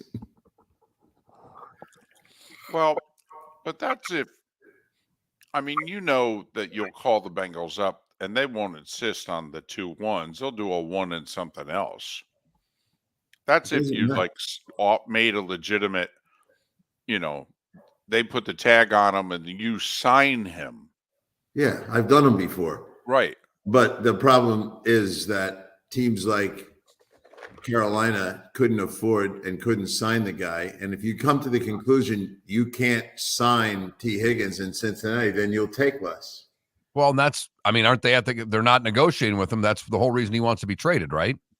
They don't care I talked to the head coach. They don't care how he feels. They plan on putting him on their field this year. Next year, they'll take a 2 and a 3 because they won't be able to get him done on the second tag. This year, the head coach goes, we're putting him on the field. So I think, it's not that, and they don't run out of cap space. It's the Bengals. We know how they are. Right. There's an extra truck in the backyard full of cash at Mike Brown's house. Right. Mike Brown's walking into the shed that says 2007 on it, pulling out the money they saved from then and saying, here, use this. Yeah. So there's a woman here that my wife's very good friends with, who's very close friends to Brown's wife. They were on some boards together in Cincinnati. She said they still don't have air conditioning in their house. No reason to waste money on that. That's great.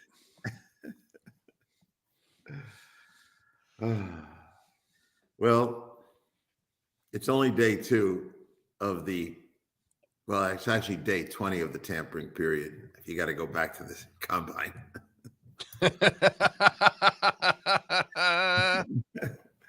Do you think we got all these deals done yesterday after it hit 12 noon? I go to these callers. I go, do you think they're capable of putting together 200 deals in 2.5 hours and posting them by 2 in the afternoon? No.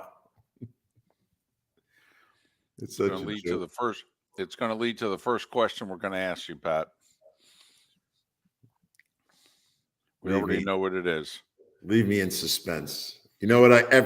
I thought of you about 10 times yesterday, David. Trade. Here comes Dave. Yep. Dave's getting excited. Yeah. And that Brian Burns thing. I was talking to the Giants last night. The 5th is not even this year. I know. They could have had 2 1s and a 2. Reportedly. Chicago offered a crap load for him last year. I thought the Rams offered 2 1s and a 2. Rams offered 2. I thought it was just 2 1s, but 2 1s and a bit. Yeah, well, I know that Chicago was in on it too, and that's when they went and got Sweat for a 2 at midseason there. Sweat turned out to be better anyway. How about that Chase Young? No one gives a crap. You know who he is? He's Jadeveon Clowney's Yes, he is. Here come the 1-year deals. Yep. Here we go. Career.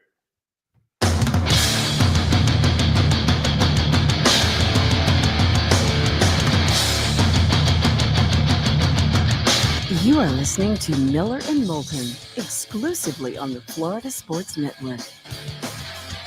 And now here's Mark Miller and David Moulton. And when all hell was breaking loose yesterday afternoon in the NFL, Miller and Moulton were texting each other going, Tuesday might be a good day to have Pat Kirwan on. He of NFL Radio's Moving the Chain, CBS's NFL Today Show. He joins us once again, courtesy of Pinchers, Tampa to Key West, all points in between. Pinchers where you can't fake fresh. Okay, fastest deal you ever did, because the Bears signed DeAndre Swift in 14 minutes. First signing of the day yesterday was 12:14 p.m. DeAndre Swift to the Bears. What's the fastest deal you ever did? Well, all of my fastest deals involve Drew Rosenhaus. Drew is one of the great deal makers of all time, and I used to cheat a little bit with him. I'd always find out what flight he booked back to Florida. And if he was coming to my office at 3:00 and he had a 5:00, I knew we were going to get the deal done real fast. I used to say to Drew, you never missed a flight in your life. So, yeah, if you both understand the market and see the market the same way you can do a deal in 10 minutes. You can, because everyone knows, but it's when you don't see it straight and square.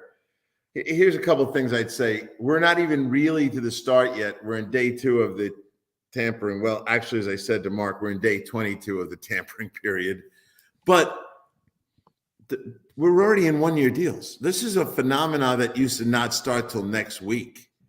But when guys, I think we did 12 one-year deals last night. It's not even the start of free agency, and guys are panicking. And I was on with Mitch Marsh yesterday, and he was like, if you wait, you get left at the altar. It's musical chairs. So he was really representing the fear of most players. So when I start seeing 1-year deals in the first overnight, that means these guys, here's something I think the fans don't get. 50% of the free agents hate free agency. They don't want to be in free agency. They want a contract. They want to know where they're going. They don't want their wife to be, nervous and complaining. And most players, and I'd say it's more than 50%, but for sure it's 50%. And we're going to run out of the big fat money in about 24 hours. And then all of a sudden panic's going to strike all these guys. The running backs got paid a little bit, Pat. Were you surprised by the contracts given to a lot of the running backs yesterday? Well, Barkley's a very good player. Josh Jacobs. How about the Josh Jacobs deal? I mean, I got to hand it to the Packers. A bunch of 1-year deals, and they control the option on it. They can get out from Josh Jacobs anytime they want. Well, Pat, the other thing that I loved about it is that, think about it, all their tight ends and wide receivers are first, second, or third-year guys. So, and they have a quarterback who for 1 more year is modestly priced. So if for a couple years their running back is making $12 million a year, well, they can afford it because every wide receiver on the roster is making $1 million. And by the time they have to pay them, Josh will be done. But they can get out from under Josh. I mean, I'm surprised more people haven't. Look, I think that deal is great for the club, but I also can't believe he did it on day 1 of the tampering. That's the kind of deal you settle for next week. But he did. So to your point, Mark, the running backs, they're getting picked off. You still have Aaron Jones and now Joe Mixon. Those are good players. They're coming onto the free agent list to join Derrick Henry if you need to get somebody. And there's always the same old standards, Kareem Hunt and Dante Foreman. So you can still get a guy to be your second or third back. So, yeah, I am surprised they got some money, and I'm surprised they got it on day 1. But Barkley and Josh are pretty good players. When you look at the Falcons right now, let's just assume, they have a solid draft. They don't do a whole lot more flamboyant in free agency. How good do you think they are with a healthy Kirk Cousins? Well, it's a division that's winnable for anybody except Carolina. So 3 teams can actually wake up today and think we can win this division. I think they'll be fine. I wish they had not fired their coach, but getting Cousins, it's kind of like Russell Wilson going to Pittsburgh. Did you upgrade your position significantly? Answer is yes. And if you get from Kirk what he's done in the past, he'll do fine. And we'll see. I think he's going to recover. I've said this on your show the other day. I talked to a team doctor who said, get over thinking these Achilles and ACLs are dangerous. We're repairing him quickly. So, yeah, I think he'll do fine. And I think he's going to put them in a position. Baker Mayfield, Derek Carr, Kirk Cousins. Who do you want? I'll take Kirk. David? Oh, I'll take Cousins. Yeah. So if you have the best quarterback in the division, yes, you have a chance to win the division. You brought up Russ. You brought up Russ going to Pittsburgh. Just your thoughts on the dynamic between Russ and Tomlin and how that's going to work out. I think that's the reason he's going. I think Mike Tomlin did his recruiting job, got along with the kid, shared his dream for what this team still can be. And I think Russell's looking for a reinvention stop, and this will be it. He'll be there. Mike Tomlin will like him a lot. I don't think Mike Tomlin was crazily about drafting Pickett, from what I know. That was a last-minute deal. They pulled that name down, and I don't think he liked it. And I think this is a nice way to get out of it. And for less than $5 million, they've got 2 quarterbacks on the roster. And that's important for their club. So we'll see what happens. They can always franchise. If he plays phenomenal, if he ever returns to Seattle for him, they have franchise tag him next year. I will say this. There's two factors I thought at work there, Pat.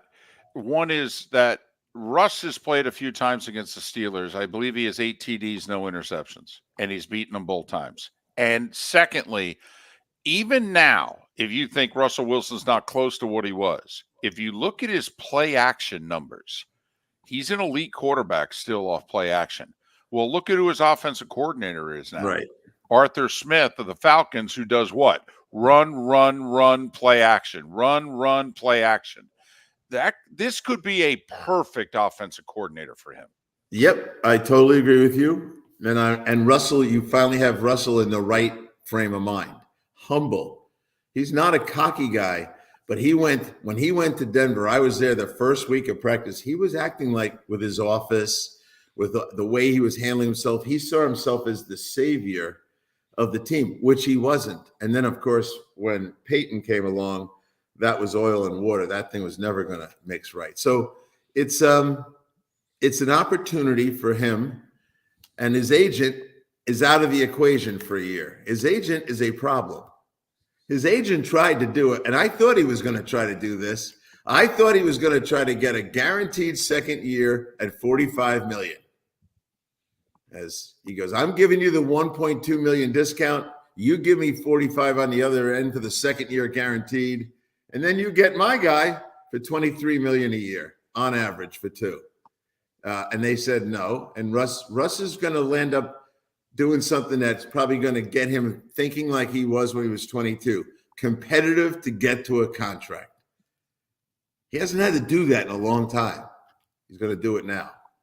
We'll see how that offensive line plays for him, because I still have questions on Pittsburgh's offensive line coming off of last year.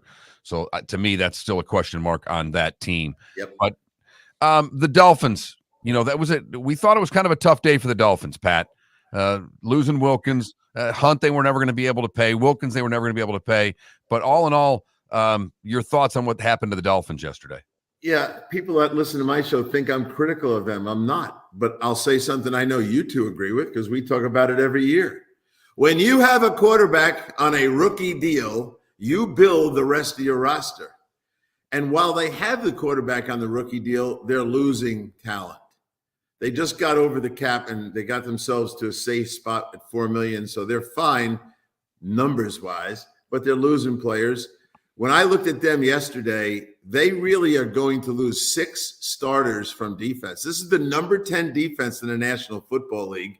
They have literally no defensive tackles on the roster. If you go look at the tackle list, it's moving fast, if you will, and they're not going to get anywhere near what they had. So when you lose 6 starters from your defense and you don't have any defensive tackles, now the three of us talk all season, when teams can't stop the run inside, it's a major problem. And they lost their defensive coordinator, who had enough of the egos that were there.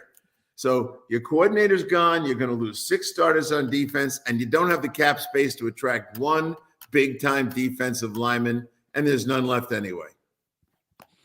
Washington, Minnesota, the Rams, and the Jags were all very active yesterday. Now, Minnesota with the high-profile guy they lost in Kirk Cousins, but they did a lot of maneuvering yesterday. But just any one of those 4 teams, Rams, Vikings, Jags, Commanders, they all made 4 to 6 moves yesterday.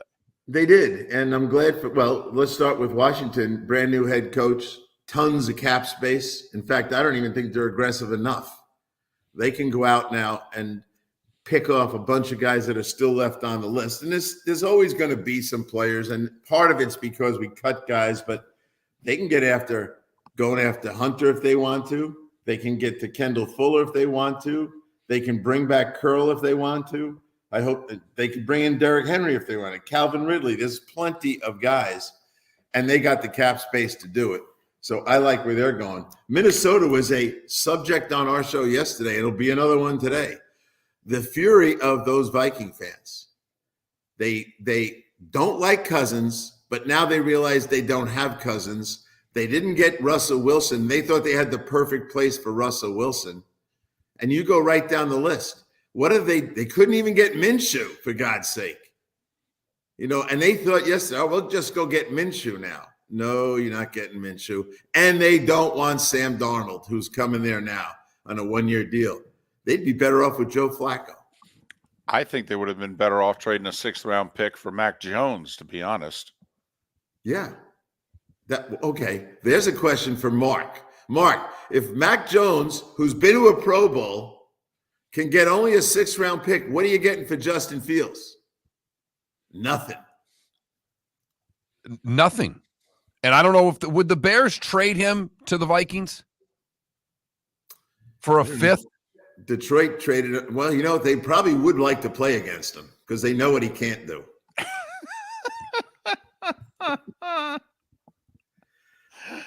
Wow.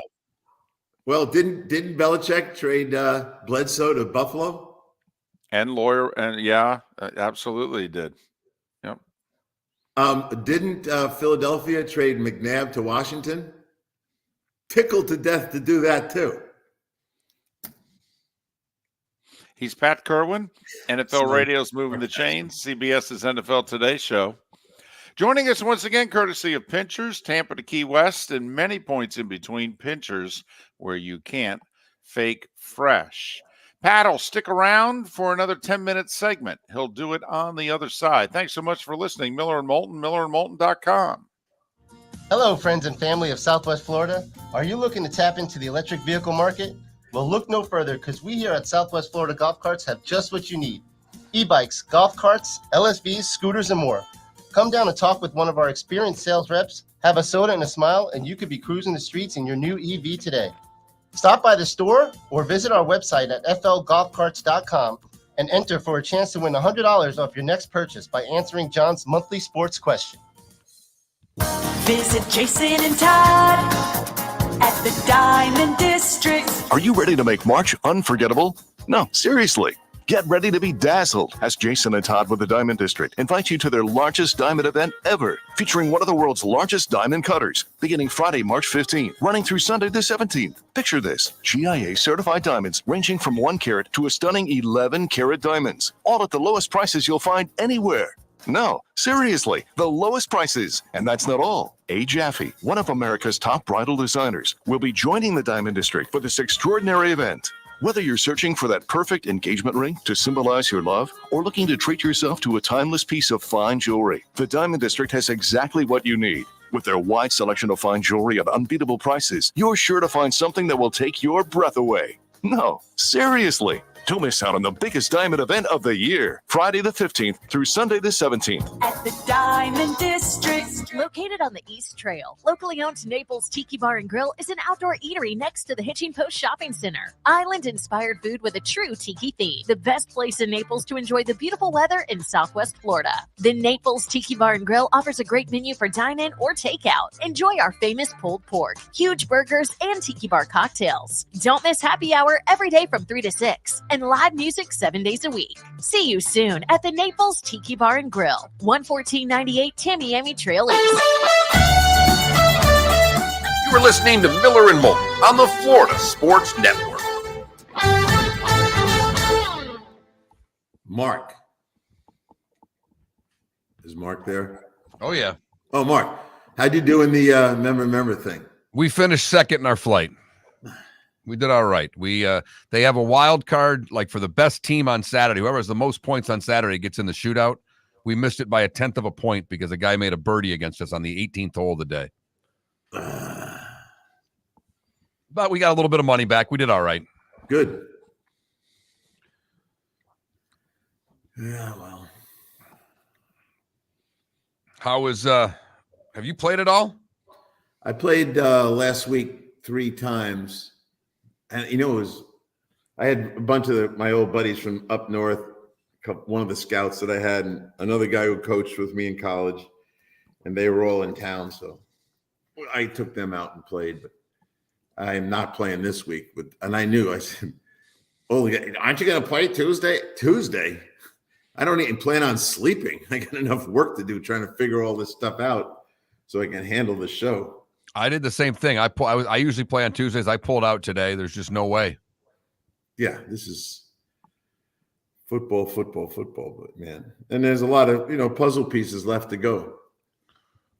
But the Viking fans are ticked off. They are furious.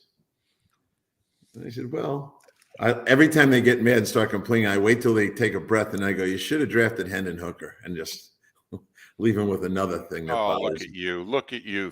Just put it on him. Just putting blood in the water. Well, do you think that GM knows what he's doing? No, actually, I do not. No, I love the coach. Love the coach. Yeah. Do not like the general manager.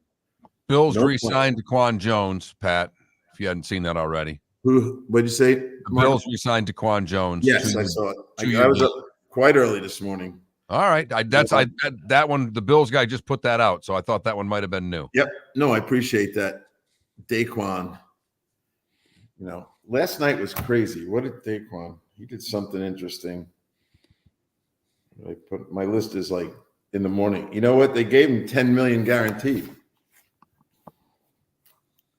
It's hard to get big bodies inside.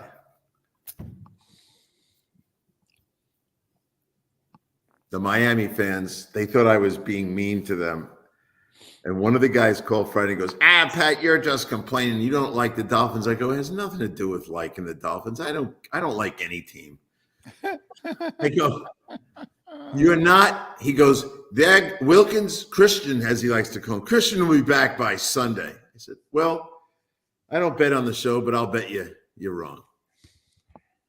First thing I did yesterday is, hey, Mike, you out there? Line's wide open, bro. No call. That was a great one-liner you had about Justin Fields, Pat. Yeah, it's the truth. So they love to play against him because they know what he can't do. Isn't it true? Yeah. Oh, yeah. I've never been a Justin Fields guy. Going back to Ohio State. I have to admit, I thought that they should have traded him sooner.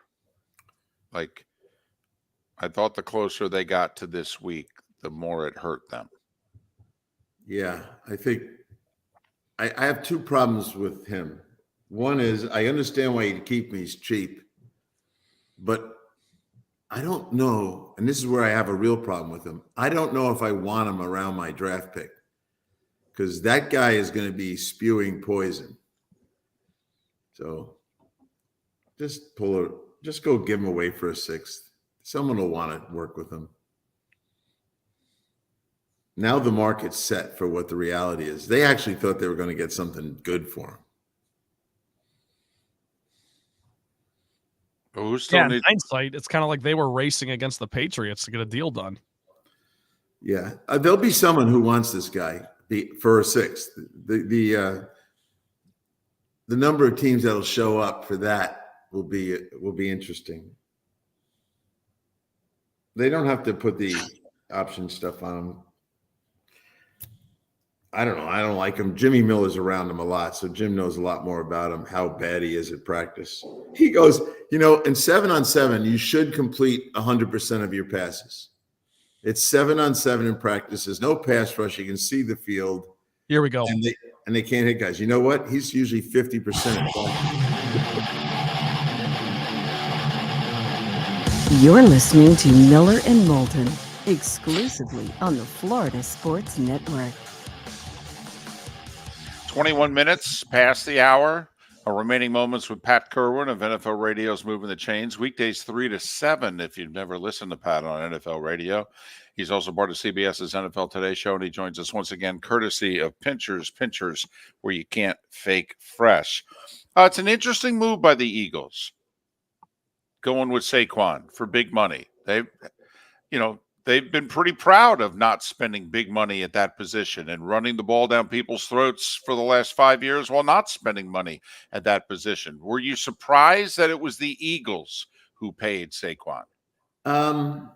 In a lot of ways, yes. But I think of Saquon as a multi-talented 3-down back, and he catches the ball. If you go back to his early years, he almost had 100 catches one year.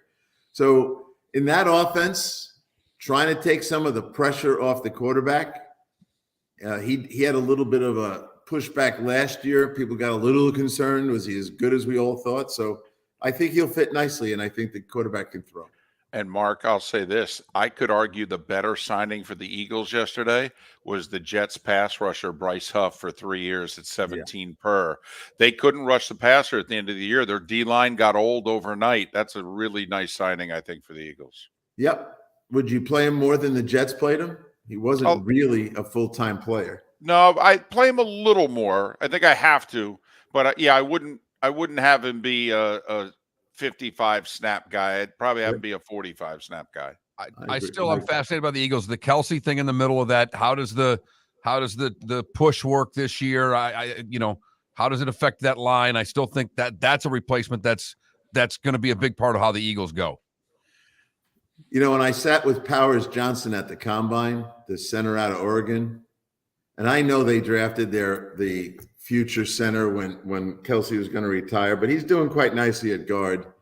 That kid, Powers Johnson, strongest kid. I said this to you guys last week, strongest guy that I've ever talked to in a weight room. I think he's the guy that could come in there and make sure the place still works. He is one brute. Give me a team or two in which you either not liking what they're doing or you're still scratching your head trying to figure out what they're doing. Well, I'm not going to repeat. We already had the conversation about the Dolphins and what they're going to be and who are they going to be when it's all said and done. Anthony Walker, Jordan Brooks, those guys don't excite me that their defense is going to be fixed. So I do worry about them.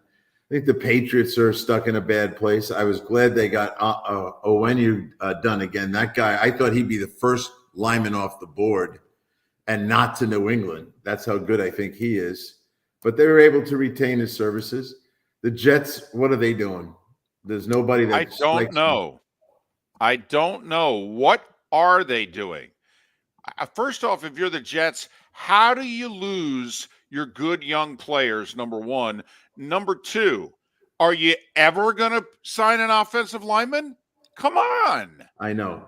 And signing John Simpson is not getting it done for me. So, yeah, it's a problem. And I don't know where they're going. You asked me for a negative answer, and that would be one for me to look at and say, I'm not so sure of that thing right there.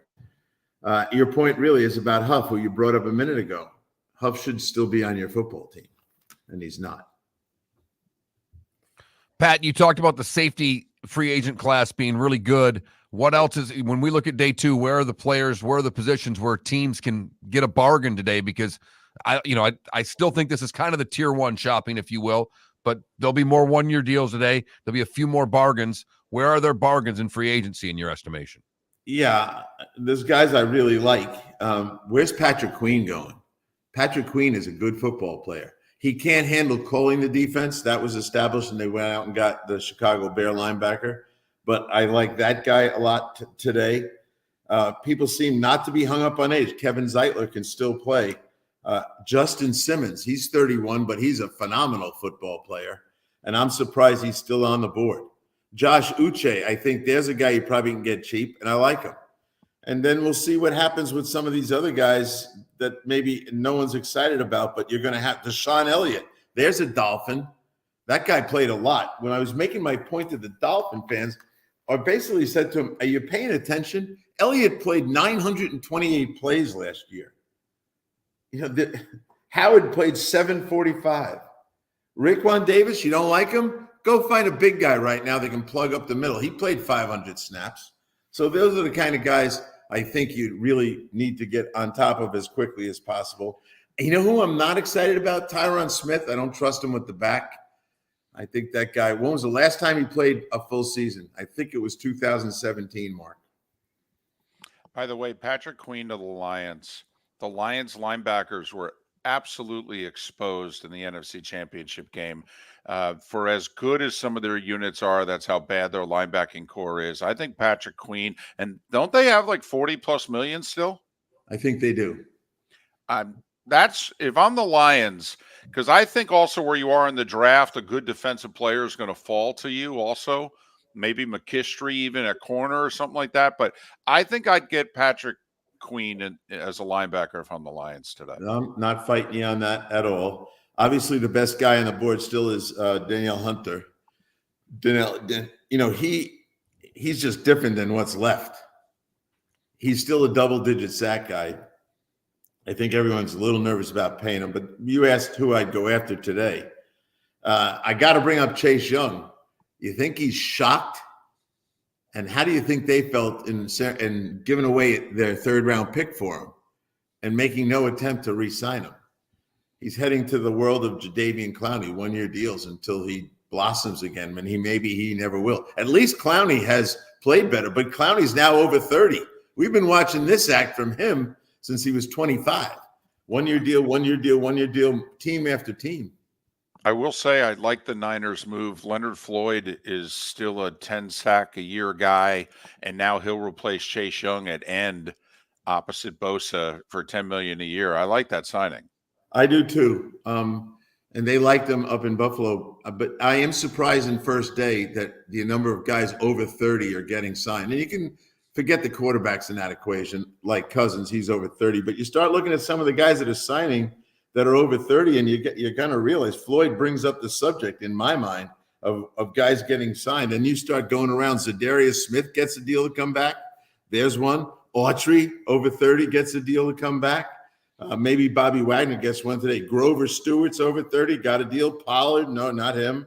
Daquan Jones, another one, over 30. So, yeah, it's day one. And I know plenty of teams that won't sign guys over 30. And I counted 12 over 30 guys got contracts the first day. Dallas didn't sign anybody.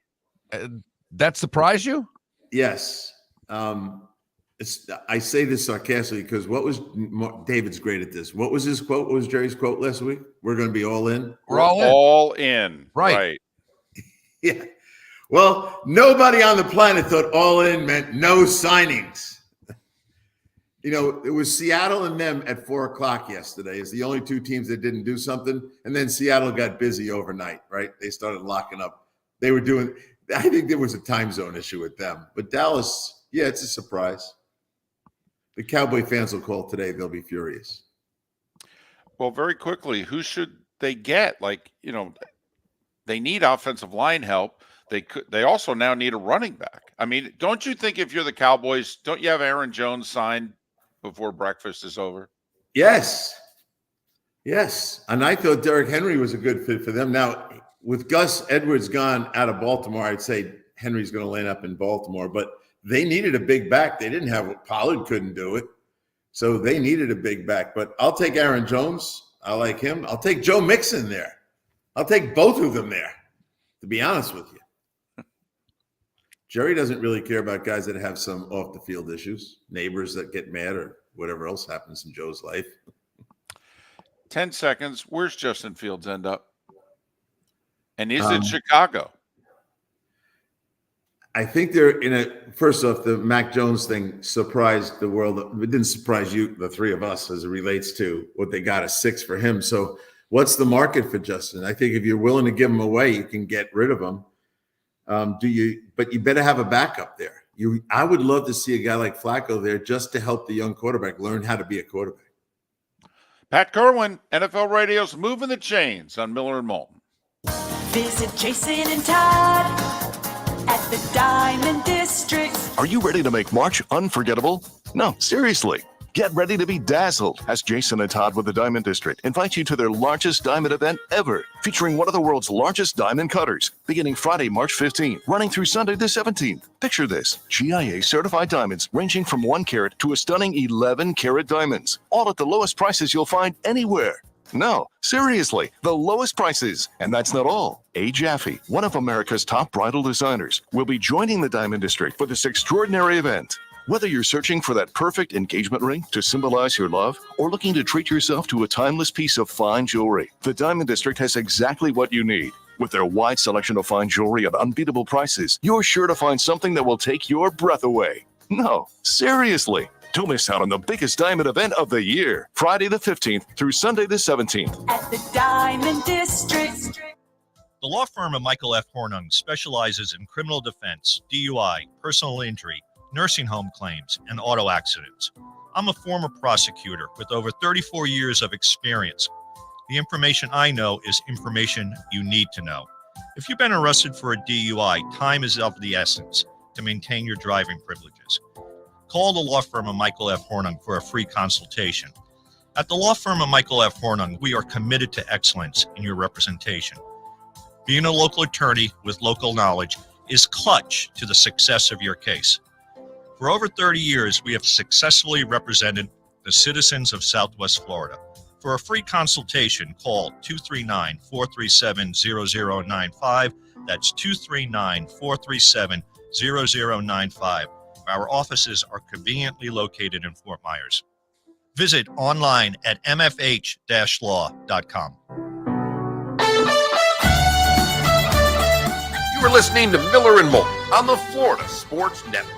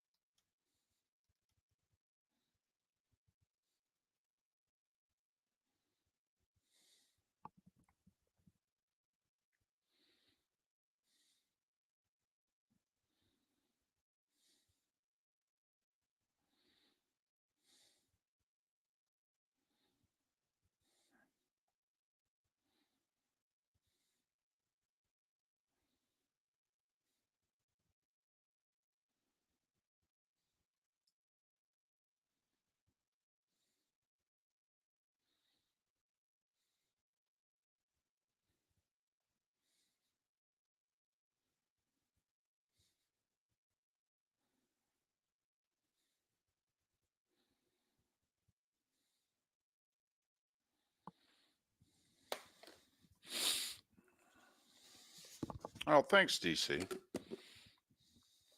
La ha ha ha, the meat on the bone right now. Hey, RCB, I don't know if the Bucks can afford Queen.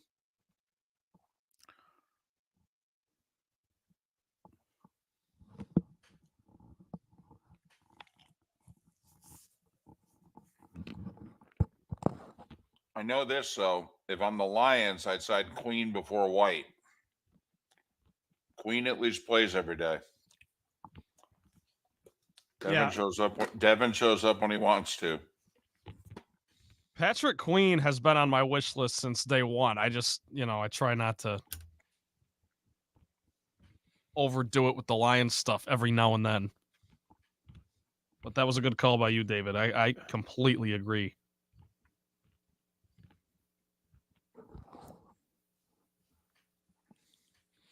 Mr. Butte, if I'm Aaron Jones, I want Dallas.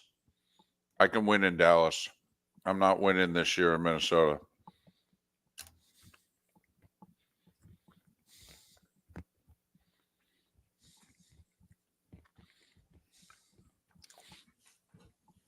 Well, and a very interesting signing I thought yesterday late was the Rams signing Gus Edwards, Mr. Short Yardage touchdown guy. What was the Rams' problem last year? Why did the Rams lose to the Lions? Couldn't run the ball in the red zone. Couldn't pound it in the end zone. And what did the Rams do yesterday? They signed 2 offensive linemen and Gus Edwards. Rams could be really good next year. Remember, Rams largely outplayed the Lions in that game.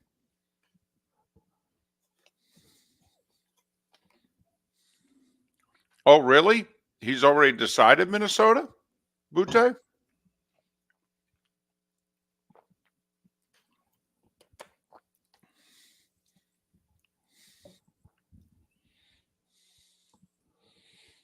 Aaron Jones to Minnesota?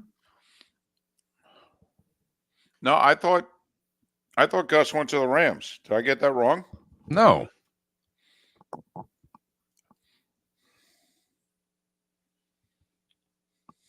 You get my cheat sheet out, David. I thought Gus Edwards signed with the Rams.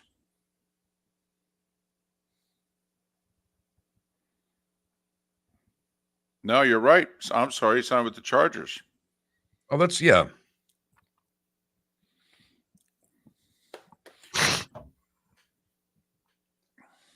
Oh, I liked it better for the Rams. Here we go.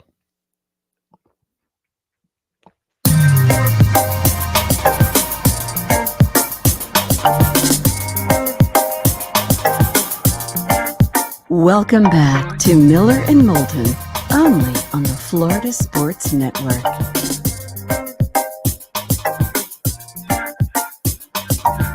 "22 minutes until the top of the hour. Our final segment along the network, the Diamond District bonus hour, awaits for the 239, and a lot to talk about in the 239 yesterday. We'll get to it in a bit. So, day 2 of free agent frenzy. Can we just sidebar for a second? I know we asked David Samson. You asked the question, hey, does baseball look at yesterday in the NFL and go, man, we got to create something like this? And he says, can't do it without a cap. I disagree. If you set it up so that free agency, you just set it up. Here's the only question I have that I don't know the answer to, David, and I would that violate any current CBA?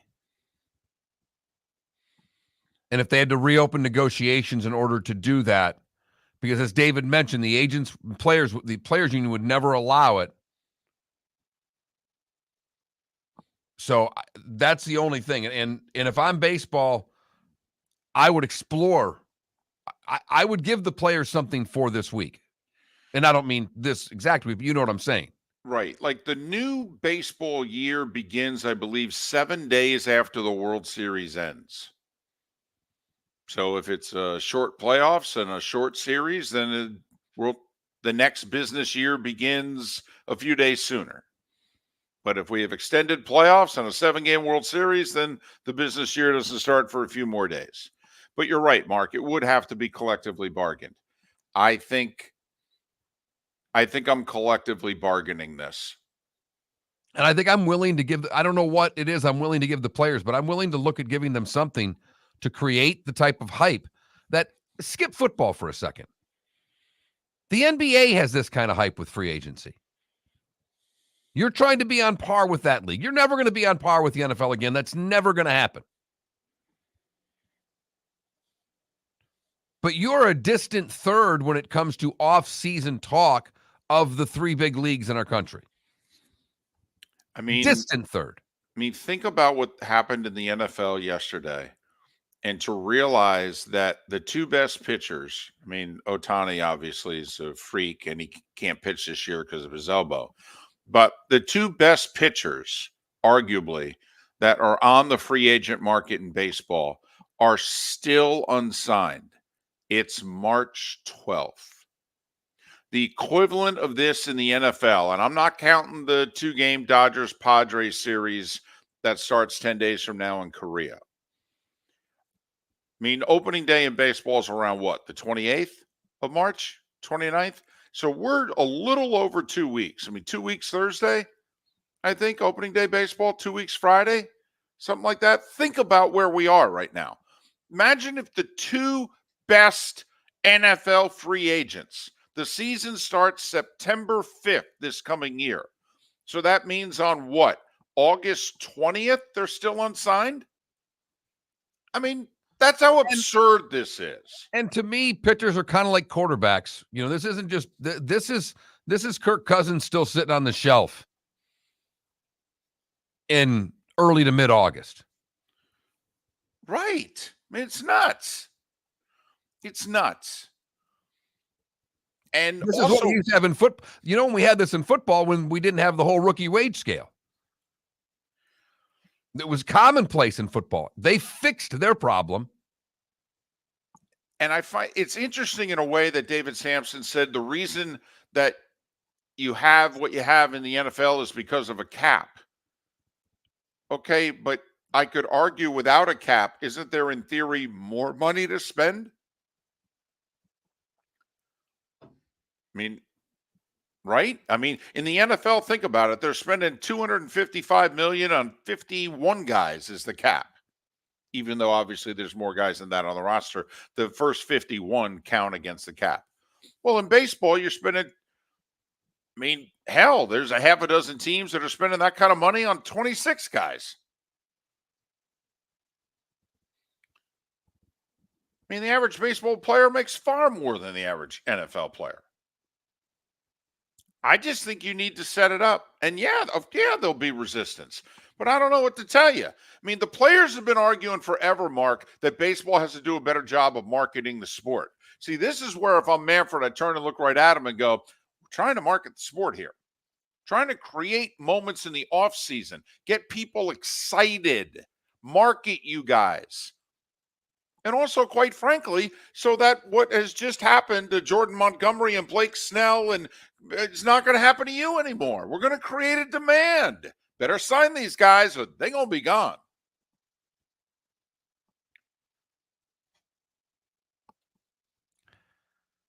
The Yankees are going to have to sign Snell, aren't they?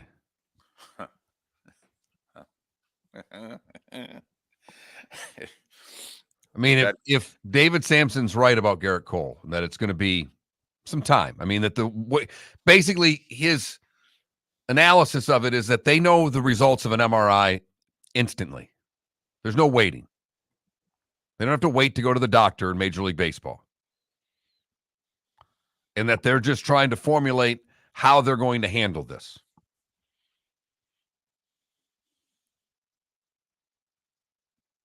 Don't they got to go sign Snell? Well, you can argue, forget Garrett Cole.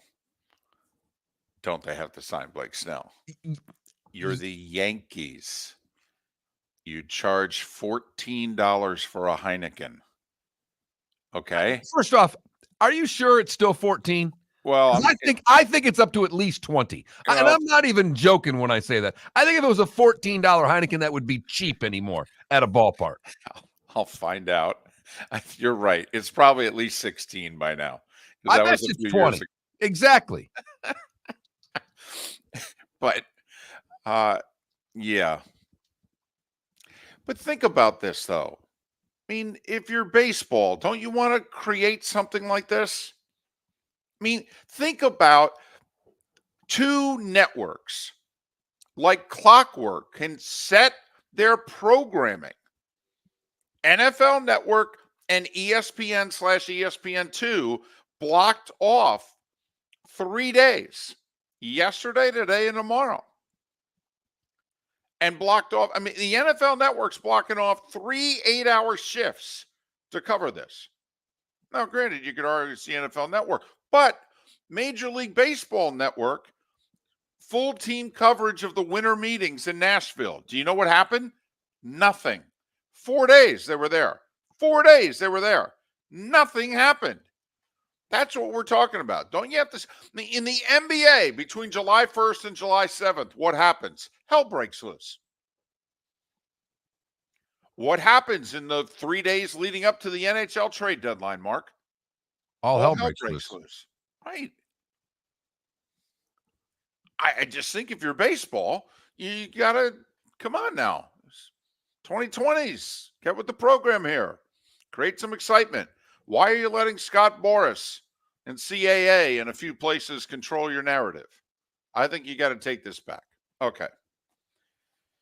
So apparently Aaron Jones is going to the Vikings? Is that what we're hearing? That's what we're hearing, and I've not seen it to confirm it. By the way, are Packers fans going to be as bent out of shape as some Giants fans?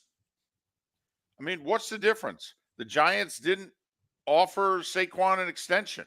They didn't sign him long term. Packers cut Aaron Jones. Isn't it kind of the same thing? isn't it? Not in the fans' eyes, obviously, because he could have still signed. See, he could have still signed with the Giants for less money, less years, less guaranteed money. But damn it, he would have been loyal to the Giants, and that's what the fans are expecting of him. That's our poll question. Your thoughts on Saquon, the Giant, signing with the Eagles? By the way, do you know Mark Bavaro ended his career with the Eagles for 2 years? Mark Bavaro, very good player. Instrumental part of 2 Super Bowl champion Giants teams.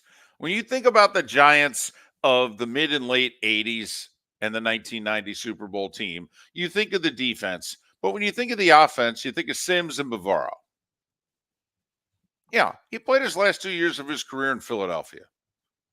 It wasn't a problem. The Giants just don't know how to be. Giant fan doesn't know how to be mad at the Giants organization today, because that's who they should be mad at. Damn right they should, Mark. You're damn right they should.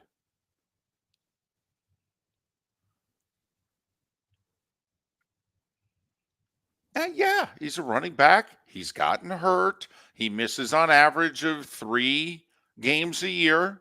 Yeah. He missed his 3 games last year. I get it. You didn't want to pay him. You didn't want to pay a running back to play 13 or 14 games and play him basically $1 million a game. I get it. But then don't complain. You got Devin Singletary at half price, which is good because he's half the player.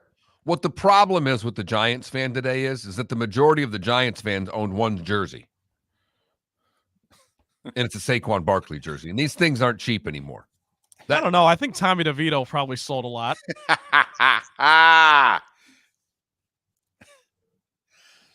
Man, it was funny walking through the parking lot the night that they played the Packers. And it was lousy weather too, so people weren't tailgating like they normally do. They were making their way into the stadium earlier.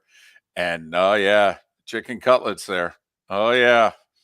They were all in.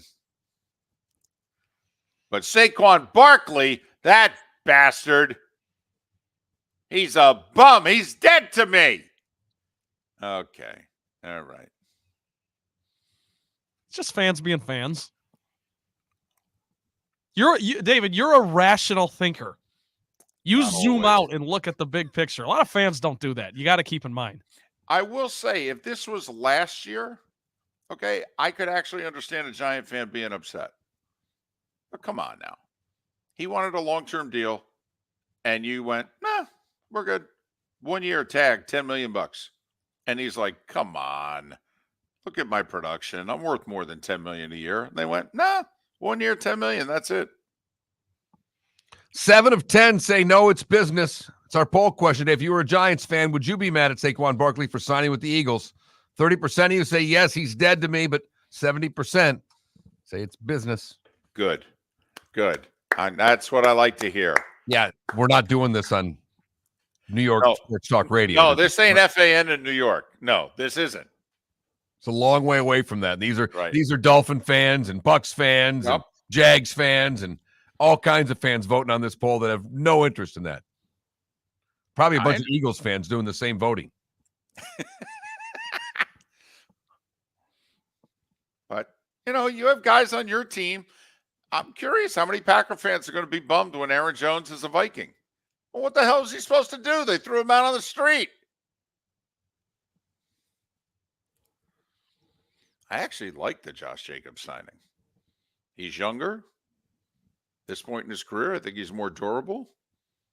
And as Pat went through it, it's basically a series of 1 year contracts. $12 million a year, 4 1 year contracts. Year or 2 into this, they decide, I don't think we want to go forward. They don't have to. How about that? Right. As you said, the 4 year, $48 million deal is a $12.5 million guarantee. It's 1 year deal. Very team friendly. So it looks like now they're thinking Derrick Henry in Baltimore to replace Gus Edwards.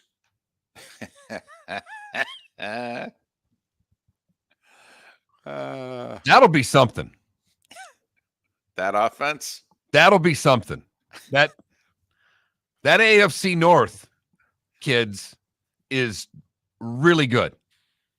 Is there a better division in sports right now than the AFC North? Is this like when the SEC West a few years ago was at its absolute peak? I mean, seriously.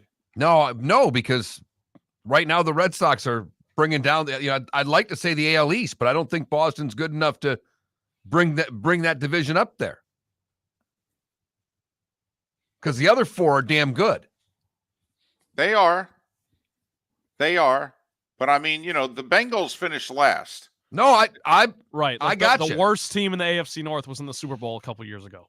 Put it that way. The worst quarterback in the division is either Deshaun Watson or Russell Wilson. Right. That's pretty good. The third best coach in the division is a 2-time Coach of the Year winner. Kevin Stefanski.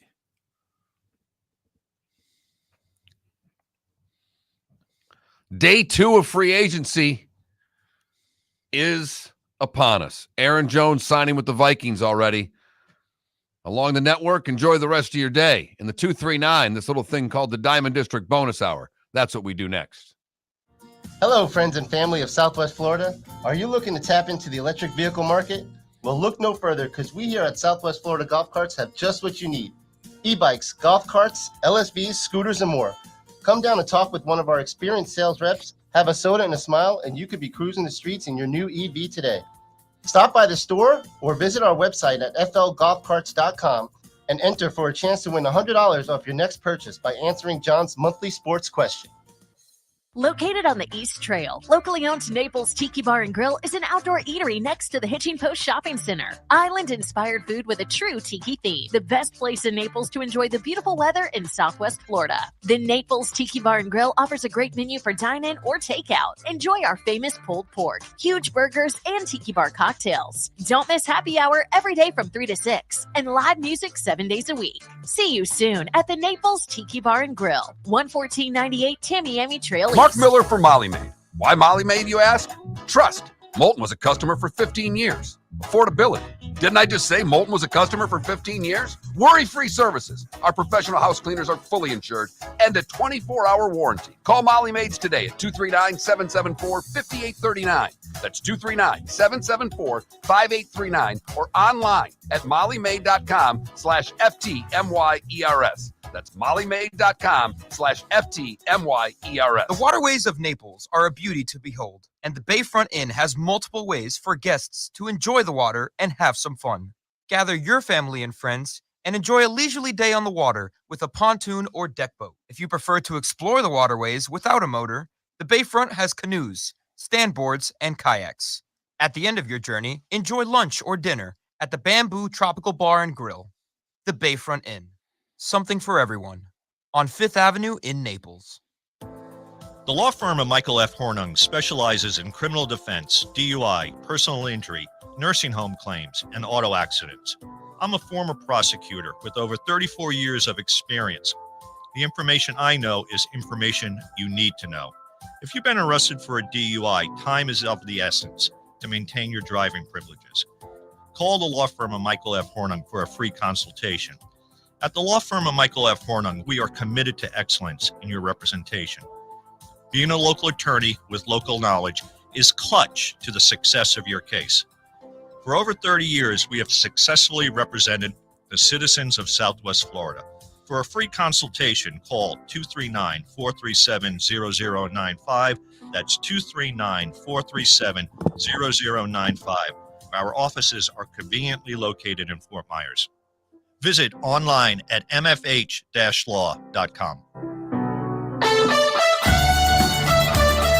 You are listening to Miller and Moulton on the Florida Sports Network.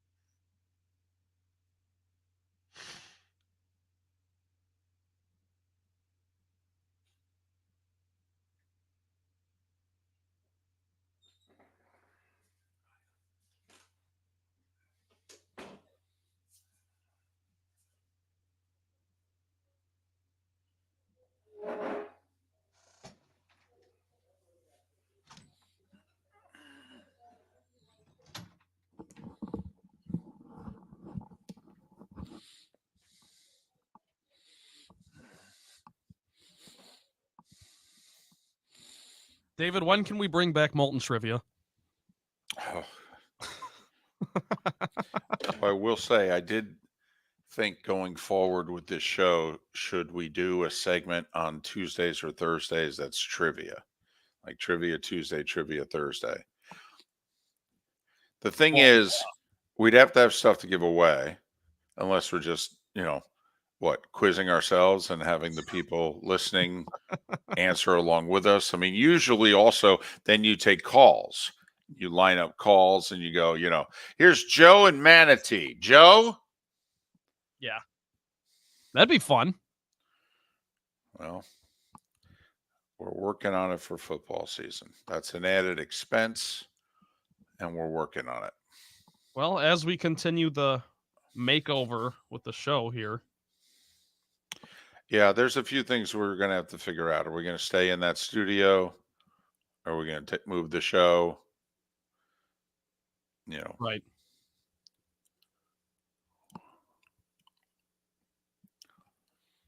But either way, it's going to be an expense because if nothing else, we'd have to add a phone line. So we'd have to pay for that because we're not having people call a 239 number. If we're going to do this show, okay. Logic Man, I've been talking to Gentry. Don't worry, we're good. Like I want a 1-877-888-800-844 Florida, something like that, or Miller 1. Okay, yeah. Something like that. Call 1-800 Miller 1.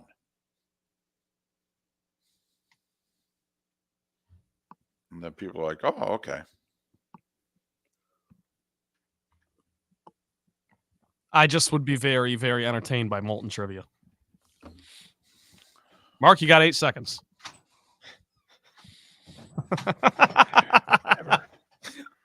Here we go.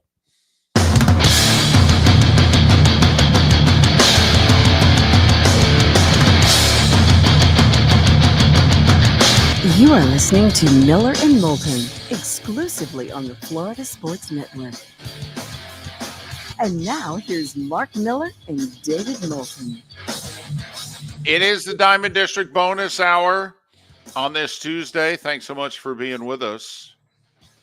We'll get back to the NFL and anything else going on in the sports world in a bit. Aaron Jones signing with the Vikings, 1 year, $7 million. Boy, that was quick. I mean, hell, he got cut, 16 hours ago? 18 hours ago? I mean, wow. Cowboys didn't get him either. No.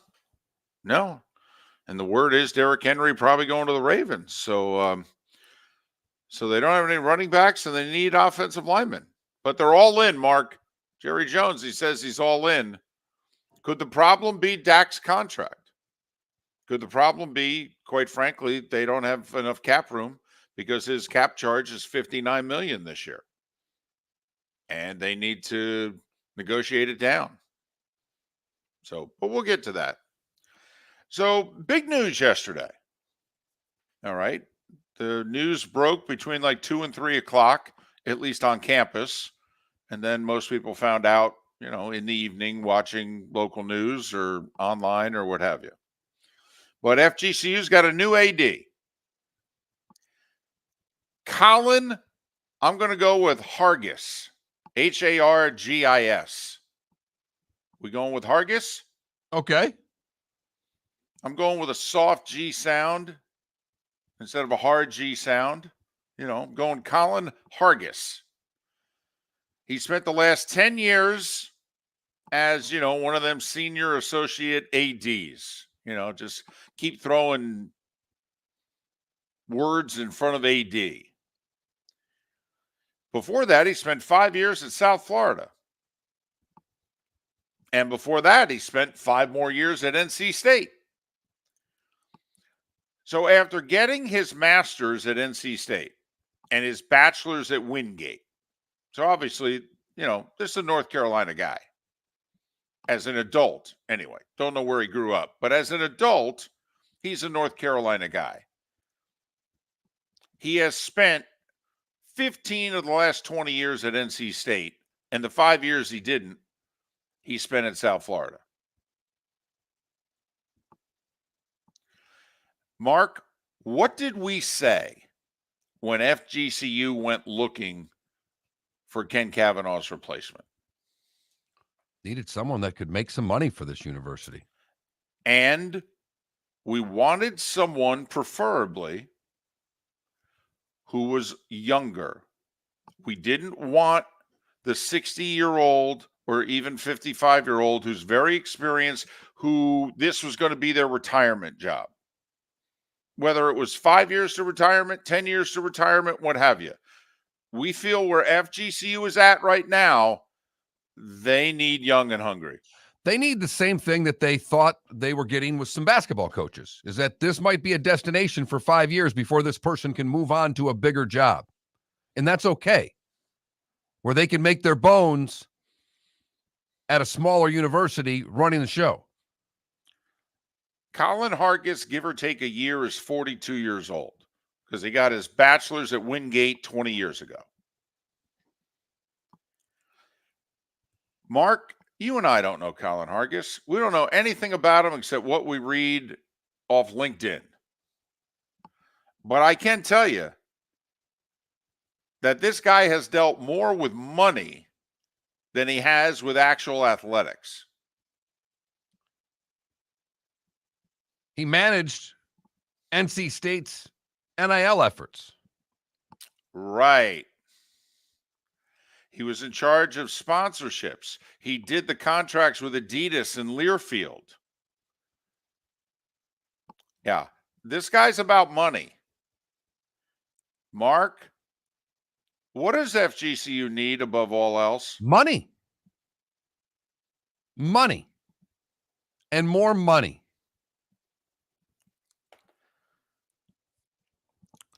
They're getting passed in the A-Sun by teams because they don't have the bankroll that other colleges have.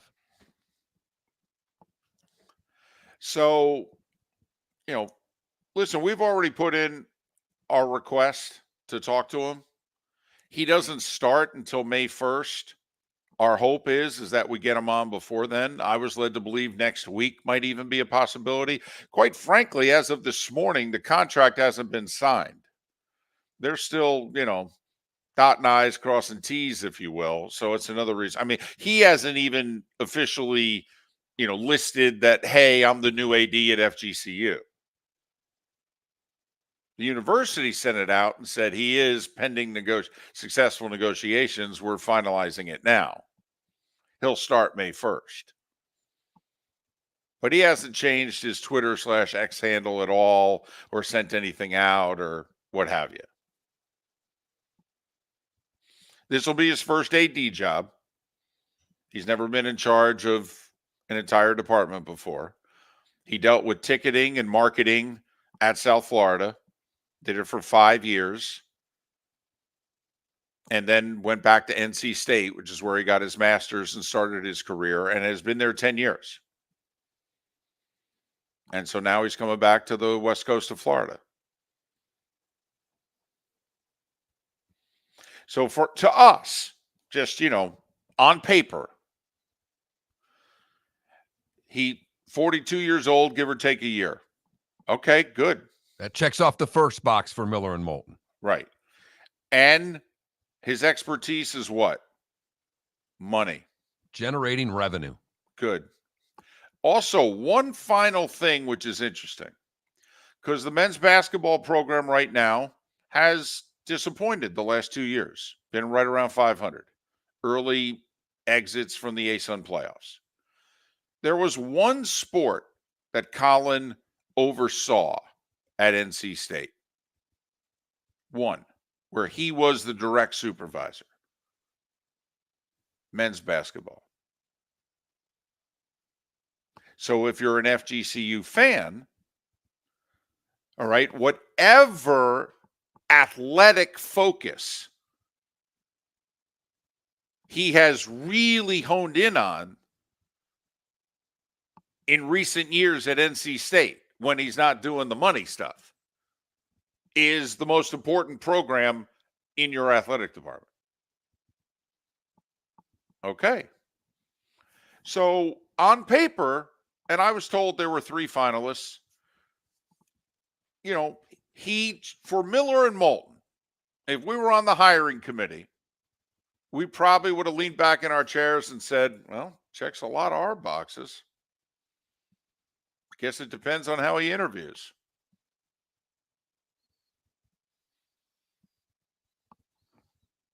So, as David mentioned, he's never been an AD before. So there is a lot of growth that he has to have. Sure. Hiring coaches and all of the things that go with being the head AD, but he can generate revenue. He understands marketing and ticketing and digital strategies for a university that desperately needs that. Desperately needs that. I like the fact that he's worked at the absolute grassroots level of selling tickets, because FGCU needs that, quite frankly. And it's a shame that at this stage of their athletic department that they're still struggling to sell tickets for many of their teams. But the fact of the matter is they are. So that needs to be addressed too. It's not just the top end. It's not just do they need the big checks to come flying in. Man, do they have to set up some NIL, because this is the world we live in, whether you like it or not. But they also need to go the other way. We've been very critical of their grassroots marketing forever. And I don't know if there's a time that you and I have done a show, which is, damn near 18 years now, in which we've liked the way FGCU athletics has marketed themselves. What'd you say? Oh, good God. That's an oldie but a goodie. But isn't that fair to say? Yes, it's very fair to say that we've been very critical of their marketing efforts on all fronts for a long time. Right. And so in theory, this is this guy's area of expertise. He's actually done it. And he did it at South Florida also. He not just started his career doing it at NC State. He then went to South Florida, got a promotion, worked his way up to associate AD, but he did it at South Florida. For 5 years he spent there. Now, obviously, that was over 10 years ago, but still, once again, you kind of look at a guy's background. It's not in Wyoming. All right, he spent 5 years, 2 hours up the road. Cool. Okay. He kind of has an idea, at least a little bit more of an idea. And maybe because you and I are both play-by-play guys at heart, when I saw that he had deals done with Learfield, it made me encouraged that they may take their television and radio to the next level at some point. You mean actually do it?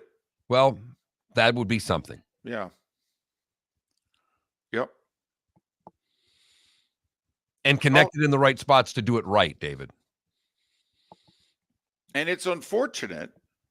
Okay, I'm not going to put words in former AD's Ken Cavanaugh's mouth, but what I think happened was because he spent time and money on grassroots broadcasting when he first got the gig. I mean, I traveled everywhere. That was within reason. He paid for us to go to Macon. Those broadcasts were paid for. FGCU paid Miller and Moulton. FGCU bought the airtime in 2012. Their first ever ASUN tournament. They shelled out a few $1,000s. They bought the station. They bought the 2 guys doing the games. And put us up in a hotel. But after Dunk City, what I think happened was the thought was, we don't need this anymore. We needed it. Now we don't. We're above that. Everybody knows who we are now. And Mark, it reminds me of the Blades. You got the Blades off to a great start. The Blades were rocking and rolling their first 10, 12 years. And then there was a recession. And then they had to, on the fly, totally revamp their marketing. And they've been amazing. And Chris Palin, who's in charge of that, has done a terrific job. Right. Terrific job. But there was a couple years there where it was starting to go the wrong way. It was going the wrong way. And the building was very rarely half full. And now they're back to where sellouts are a regular occurrence. So there you go. That's the new FGCU AD. Hopefully they finalize things, and he'll start May 1st. And let's hope it works out. Miller and Moulton. Mark Miller for Molly Maid. Why Molly Maid, you ask? Trust. Moulton was a customer for 15 years. Affordability.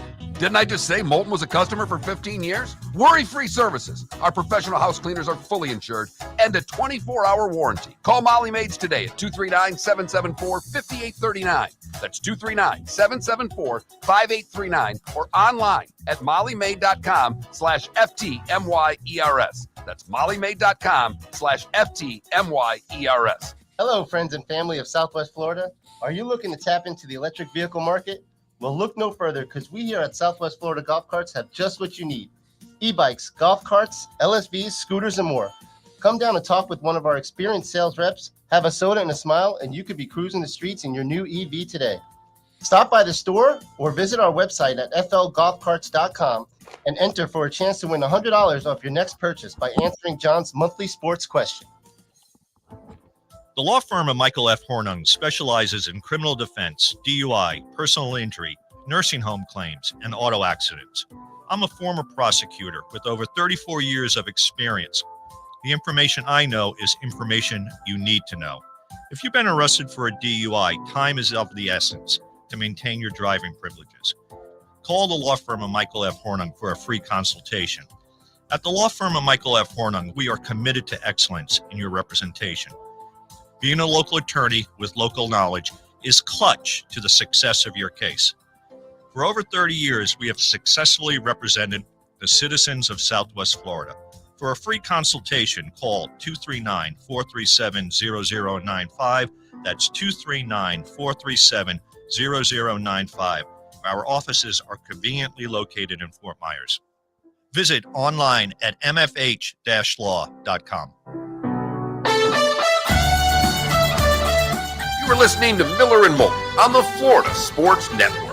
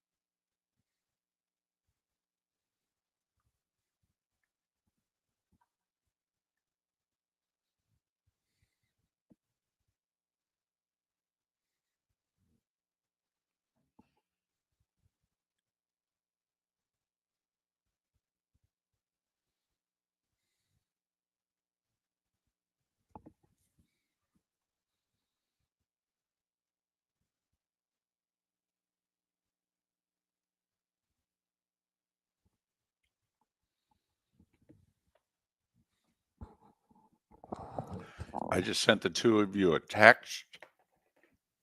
You are not to comment on it.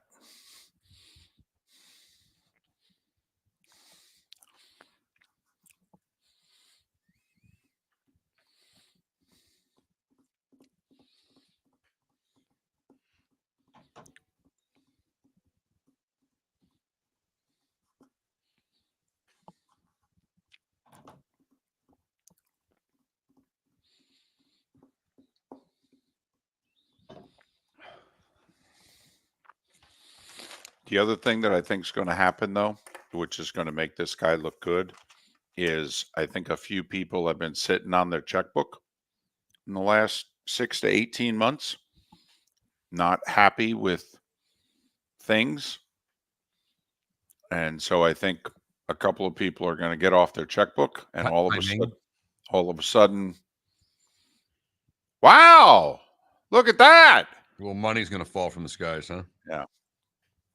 I think so. God knows they need it. I think I'm going to buy a television after the show. Because you're going to put 3 on the wall, or one of them? No, my outdoor one went kaput a while ago. Oh. I hadn't replaced it, and my wife has now twice said, "You know, Her mother gets in town on Monday, so apparently we need a new TV because Mom's getting in town. Okay. So she can watch Judge Judy from the Lanai.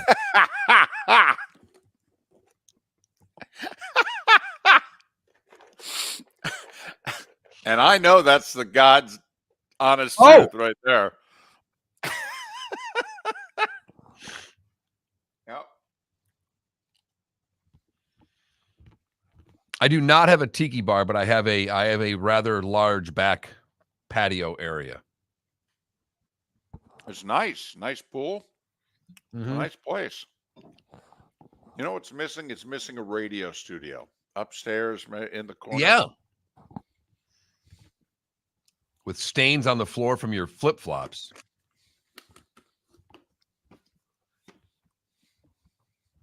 Who's my carpet guy in here? Didn't we? We had a Stanley Steamer guy that listened for a while. I need him.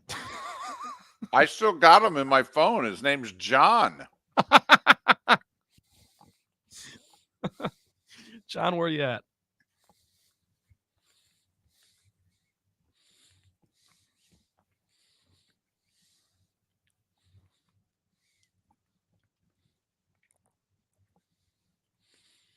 I'll tell you what, I go to Publix 5 times a week.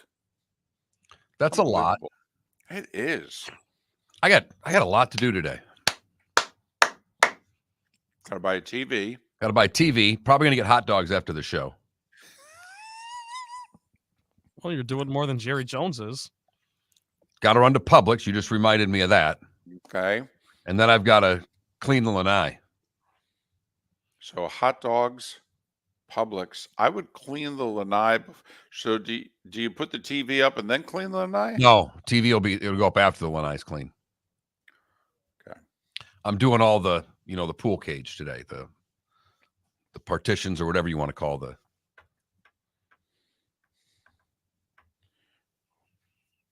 Probably good after golfing for 4 straight days that you canceled your tea time today.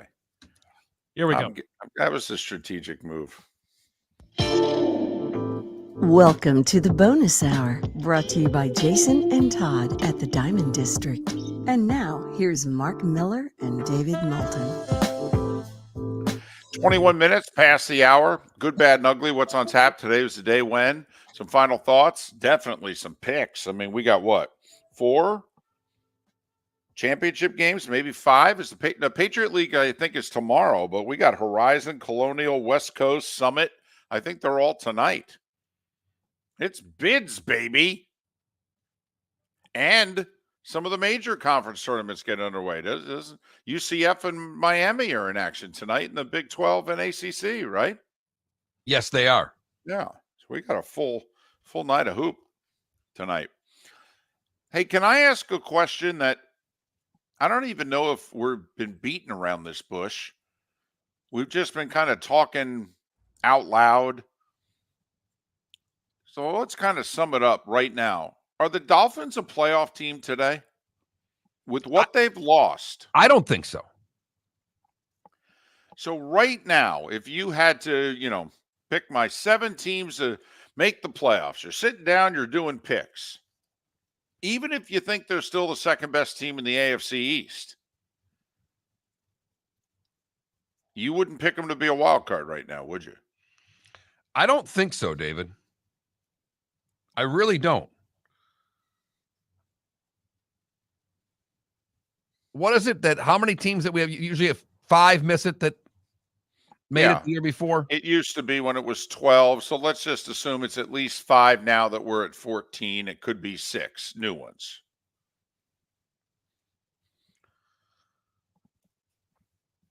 Everyone's going to jump on the Bengals bandwagon because they missed it last year to make it this year. A lot of people are going to jump on the Harbaugh Chargers bandwagon, right? Right. And I think people may even, I don't know if they'll jump on it, but do you look at the Jags who won, is Houston going to come back and do the same thing they did a year ago? That's 3. I think don't be surprised. There's going to be a lot of Bears hype. They're going to sign a lot of people in free agency. They're going to have a lot of top draft picks. Going to be a lot of Bears hype. Obviously, NFC. Falcons, with the addition of Kirk Cousins, they'll be a team that'll be talked about with a lot of hype over Tampa. And boy, oh boy, did we honk off some Bucs fans today. Why? And a couple hours ago, we were probably 2 hours ago to the minute, we were talking about Cousins in the division and is Atlanta now the best team? And it was just pointed out, that Baker beat Cousins last year. Not too worried about it. When Kirk wins a big game, I'll be scared. I mean, Buck fan just puffed their chest out really quickly and said, hold on a second with your Kirk Cousins talk in Atlanta and them winning the division. And I love it. I do too, and they should. They've made the playoffs 4 straight years, back-to-back division champions. They should. They should look around and go, no. Division goes through us. I'm taking Atlanta. I'm just, and goodness, you know how often I'm wrong. I'm just saying I'm taking Atlanta. But do you think it right now? I'll ask you the same question. No, I don't. Right now, I would not pick the Dolphins to make the playoffs. I got to see how this shakes out. The next couple of days of free agency. I mean, I reserve the right to change my opinion on this come August. Right. But at this moment in time. And then also, the schedule will come out in mid-May. You know how we get with schedules, me more than you. So, the free agency will come and go. The draft will come and go. Schedules will come out. I'll sit down. I'll overthink it and overanalyze it. And then, yes, I'll be ready to go. Because nothing happens in June, July. August, there's a chance somebody gets hurt. More so now on the practice field than on the preseason game field because, well, they don't play in that. So, but right now, do the Dolphins look and feel to you like a playoff team? Remember, they've had 4 straight winning seasons themselves. I mean, Flores had back-to-back winning seasons, even though he then got fired. And obviously, McDaniels had back-to-back winning seasons. They've made the playoffs in back-to-back years. Here's the thing. They had a good defense last year. They blew out the coordinator and lost some key players of that defense. Explain to me how their defense is better today than it was a year ago. Well, right now, it's not. It's definitely not. The one thing I will say, they may have graded out as the 10th best defense. That defense, when Jalen Ramsey started playing on that defense, was a top 4 defense. So they do have some room to fall, if you know what. They're not falling from 10. They're not. You got to look at them right now is with Jalen Ramsey, they were a top 4 defense in the league. Now, up front defensively right now, that's a problem. They got linebackers. They'll have enough in the secondary. They actually think their one backup corner can move over, replace X. Where do they get a sack? And where do they stop the run before needing a sack? Yeah. Defensive line's a problem right now. And defensive line is not cheap, usually. So, put it this way. Right now, Bucs or Dolphins, the sporting gods tell you one of them will make the playoffs. I'd be all over the Bucs. In the NFC, you could get 2 playoff teams out of the South. Absolutely, you can. Can we throw the Jags in there and make that our poll question tomorrow? It's a little early. I know, but it's a good football question. It fired me up right there. Almost got down to a 3-point stance off of that question. We could go there. I mean, they all had winning records last year. 2 of the 3 made the playoffs. Jags choked like big hairy dogs. Should have been a trifecta. For as clutch as the Bucs were, that's how non-clutch the Jags were. But sure. But I was just sitting here looking during the commercial break, looking at all the moves that went down. And I'm like, man, Dolphins lost a lot yesterday. And listen, I get deciding at $110 million for Christian Wilkins. That's too much. We're not going to go there. Okay, fine. You let him walk. Now, it is interesting that you could have tagged him for 22. You could have kept him for 1 more year. Now, the tag, obviously, you wouldn't have had money to get the 2 linebackers. And from a cap standpoint, a tag would have been problemsome. But Mark, they could have tagged him and kept him for 22. They could have tagged him, kept him, and traded him. They could have tagged him and spent more time trying to renegotiate a deal with him. But they decided, no, we went as far as we could in negotiations. He wants too much money. And to tag him, the Dolphins went into yesterday $24 million over the cap yesterday. If they had tagged Wilkins, it would have been $46 million over the cap. The Ramsey renegotiation got him $19 million, and then they did a few other things. Right now, apparently, the Dolphins are like $4 million to the good. All right, whatever. I got no problem letting Robert Hunt go. 5 years, $100 million, 63 guaranteed. Are you serious? There's no way that you're paying a guard that kind of money. Carolina Panthers yesterday proved organizational incompetence, in my opinion, David. Well, it tells me they're going to play him at tackle. Now, he's never played he has filled in occasionally at left tackle, but he's played every position except a few snaps at center, but he's played both guards and both tackles before. You can't pay a guard $21 million a year because it's really a 3 for $63 deal, and we'll see if the last 2 years ever come to fruition. You want to pay a tackle $21 million, okay. You can't pay a guard $21 million. So, Mark, that screams to me they're going to put him in at least right tackle. But yes, to the Dolphins, he was a guard. Yeah, you can't pay that. Okay. I'll say it again. The Van Ginkel one, nice little spot player, edge rusher, good solid player. I would have liked to have kept him. Lost him to the Vikings. And I think largely because they didn't want to do a 2-year deal. Which is ridiculous. So are the Dolphins a playoff team? Miller and Moulton. MillerandMoulton.com. Miller_Moulton. Visit Jason and Todd at the Diamond District. Are you ready to make March unforgettable? No, seriously. Get ready to be dazzled as Jason and Todd with the Diamond District invite you to their largest diamond event ever, featuring one of the world's largest diamond cutters, beginning Friday, March 15th, running through Sunday the 17th. Picture this, GIA certified diamonds ranging from 1 carat to a stunning 11 carat diamonds, all at the lowest prices you'll find anywhere.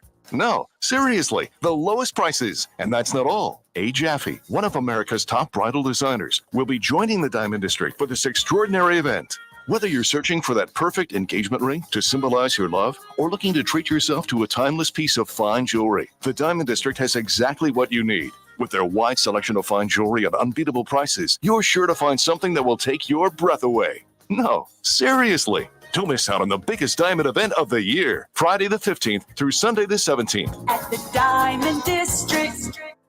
The law firm of Michael F. Hornung specializes in criminal defense, DUI, personal injury, nursing home claims, and auto accidents.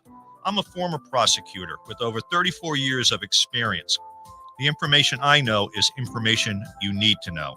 If you've been arrested for a DUI, time is of the essence to maintain your driving privileges. Call the law firm of Michael F. Hornung for a free consultation. At the law firm of Michael F. Hornung, we are committed to excellence in your representation. Being a local attorney with local knowledge is clutch to the success of your case. For over 30 years, we have successfully represented the citizens of Southwest Florida. For a free consultation, call 239-437-0095. That's 239-437-0095. Our offices are conveniently located in Fort Myers. Visit online at mfh-law.com. You are listening to Miller and Moulton on the Florida Sports Network.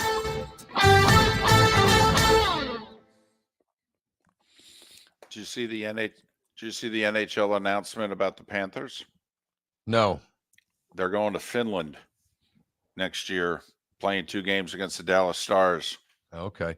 JP Peterson just retweeted this tweet from Rohan Law, and it's about the Florida State ACC case. Interesting that I'll link the earlier post later on, but there's a weakness we pointed out in the ACC's brief repeatedly. FSU suspected, and the ACC later admitted in North Carolina court filings, that it did not take a vote of members prior to initiating litigation in North Carolina against FSU. So they think this may, because basically this guy's saying everything in this case, as we know, is where it's heard.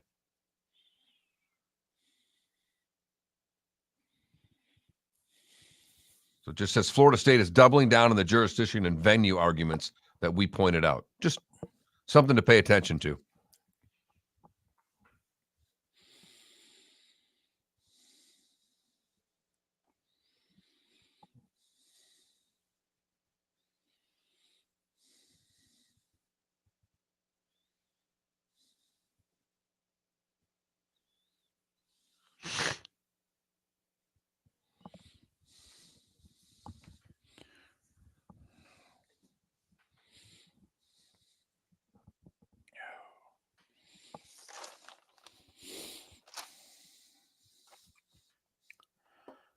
Trent, you have any more spring training in your life? Nothing on the books. How many games have you seen? 3. 1 in Lakeland. So what was the best ballpark? JetBlue. Easily. And that's, I didn't realize how it's like a whole production there. They got food trucks, live music, all that sorts of stuff going on in the outfield. That's pretty cool. Around the concourse. Have you been to, is it called Hammond? What's it? Yeah, the Twins. One game, I've been to 1 at each. 1 in Lakeland, 1 at JetBlue, 1 at Hammond. Not that you get tickets, but if you get a chance to ever go to the Braves place. Yeah, the Braves is really nice too. Okay. Yeah. We went 2 springs ago. By the way, I submitted to the Panthers. Oh, awesome. Playoffs. We'll see. All they can do is say no. Right.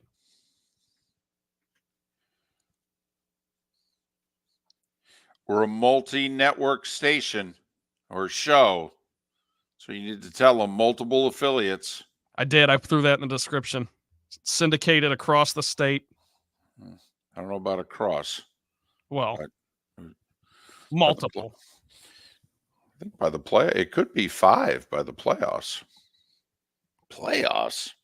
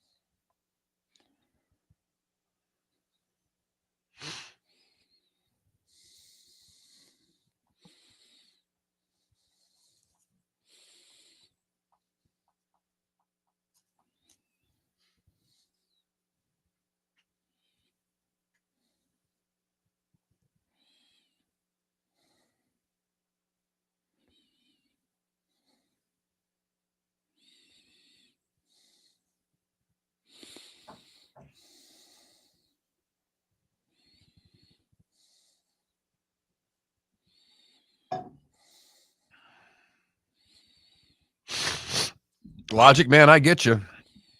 It's just the drive at the end of the day. You're still spending $50 on a tank of gas to get there and back plus parking. So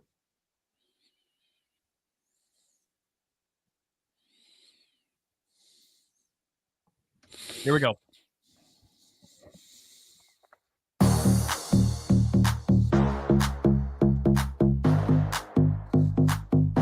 Welcome to the bonus hour, brought to you by Jason and Todd at the Diamond District. And now, here's Mark Miller and David Moulton. 22 minutes until the top of the hour, 16 until we're out of here.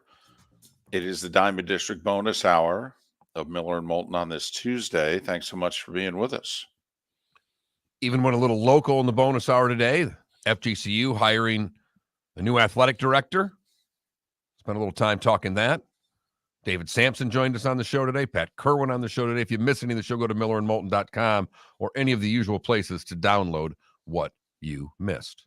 It's time for someone to take back this segment, if for no other reason than to stop David from talking about Meghan and Harry. Here's Mark Miller with Today Was the Day When. 1894, David. Coca-Cola sold in bottles for the first time.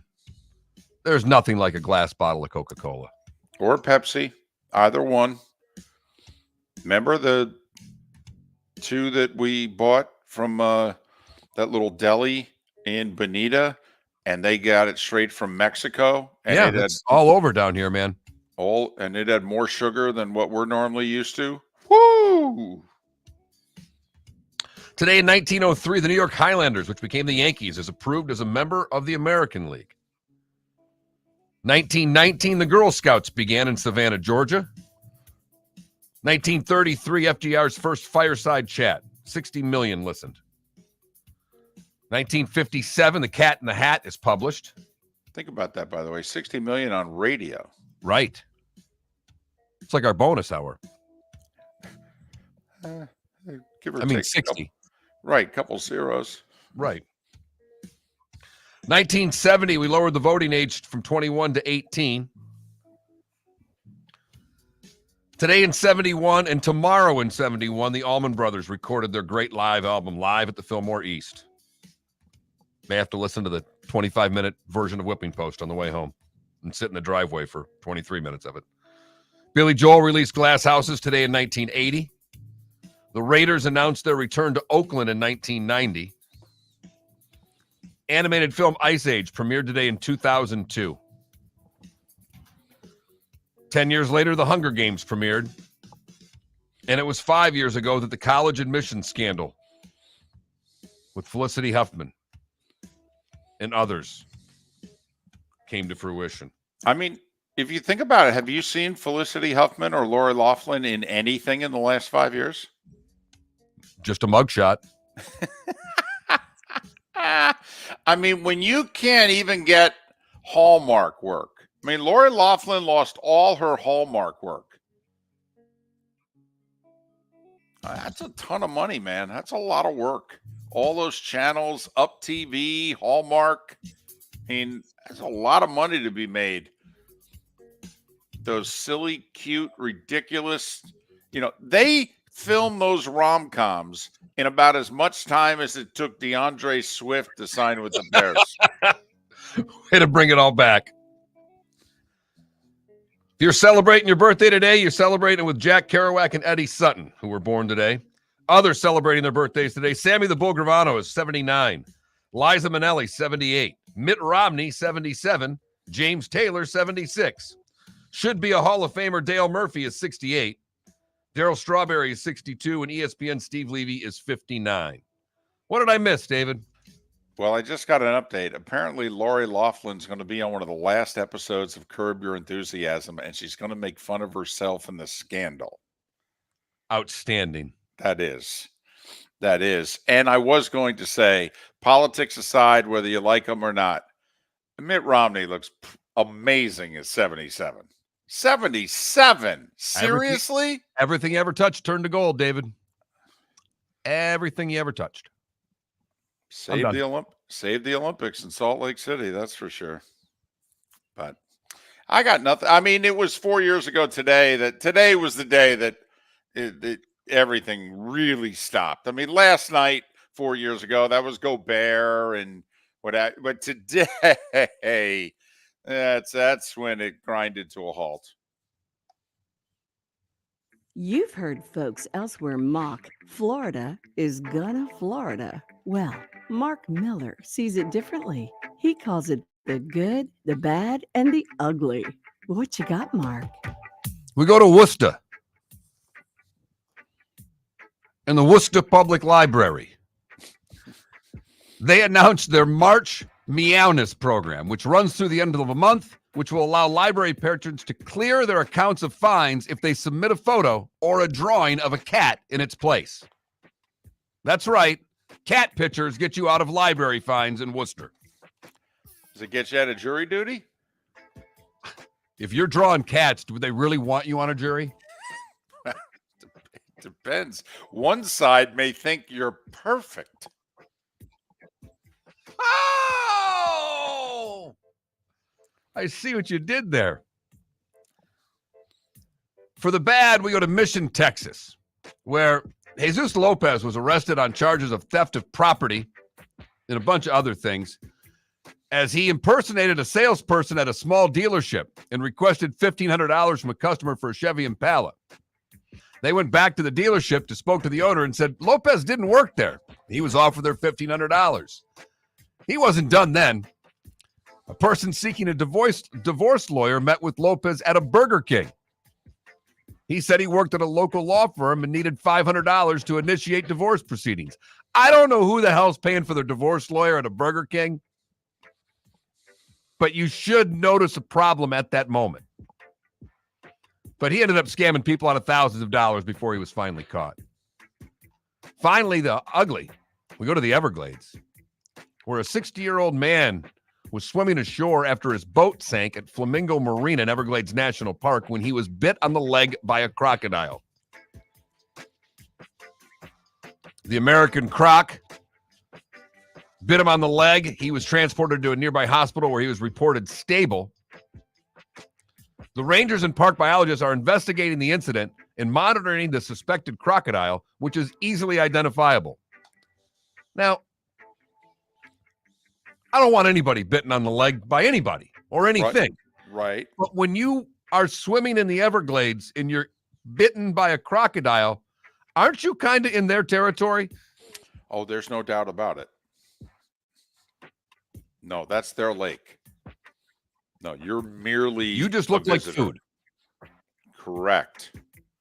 Yeah, that is the good, the bad, and the ugly. Your Golden Corral, okay, and their lunch, right? Yep. On March the 12th, 2024. So we got like 6 or so games in the NBA tonight. The TNT double dip. Heat and Magic aren't playing. Sixers, Knicks. They played Sunday. Horrendous game. Neither team scored 70. So they figured they'd do it again. 7:30. And Maxey, I think, is going to play for the Sixers tonight. He didn't play the other night, and they won. Meanwhile, 10 o'clock TNT, T-Wolves and Clippers, as the playoff positioning out west is very convoluted. I mean, you could be the 2 seed one day and a few days later be in the play-in. I mean, it's nuts. So hockey, 10 games tonight. The headliner, Panthers at Dallas. Don't laugh. Could be a Stanley Cup Finals preview. Really could. Nothing to laugh about. It's 100% correct. And they announced, the NHL did within the last half hour, that the Panthers and Stars are going to play a 2-game series in the fall in Finland. Needless to say, the Panthers, with Finnish center Alexander Barkov, going to be very popular there. Another key game in the NHL tonight could very well decide the division. Rangers and Canes, separated by 4 points, have played the same number of games. They're playing tonight in Carolina. If Carolina wants to win the division, they need to win tonight, preferably in regulation. For you Flyer fans out there, they host San Jose. It is a must win. You lose this game to the worst team in the league, then you're not making the playoffs for certain. All right, baby. College hoops. Big night. Let's go. The big conference tournaments start, at least the Big 12 and the ACC do. 12:30, UCF taking on Oklahoma State. And Miami at 7 o'clock tonight on the ACC network going to play Boston College. Canes are going to finish below 500 unless they win 2 games in this ACC tournament. Can you believe that? Coming off last year and the year before? That's unreal. 5 conference finals tonight, Mark. You ready? Okay. The Colonial, Stony Brook and Charleston. Charleston, a 10.5-point favorite. The Horizon. Big favorite in that game. The Horizon, Milwaukee and Oakland. Oakland, a 4.5-point favorite. By the way, that's the Barstool Horizon One of the League smallest. Championship. One of the smallest numbers of the final games tonight. That could be one of the more competitive games of the night. Northeast final, Wagner and Merrimack. Merrimack, a 7.5-point favorite. West Coast Conference should be the best game of the night. Will you stay up for it? 9 o'clock ESPN. Gonzaga, St. Mary's, a couple of top 25 teams. The Zags, 3.5-point favorite. Let's go to South Dakota for the Summit. Denver and South Dakota State. South Dakota State, a 9.5-point favorite over the Pioneers.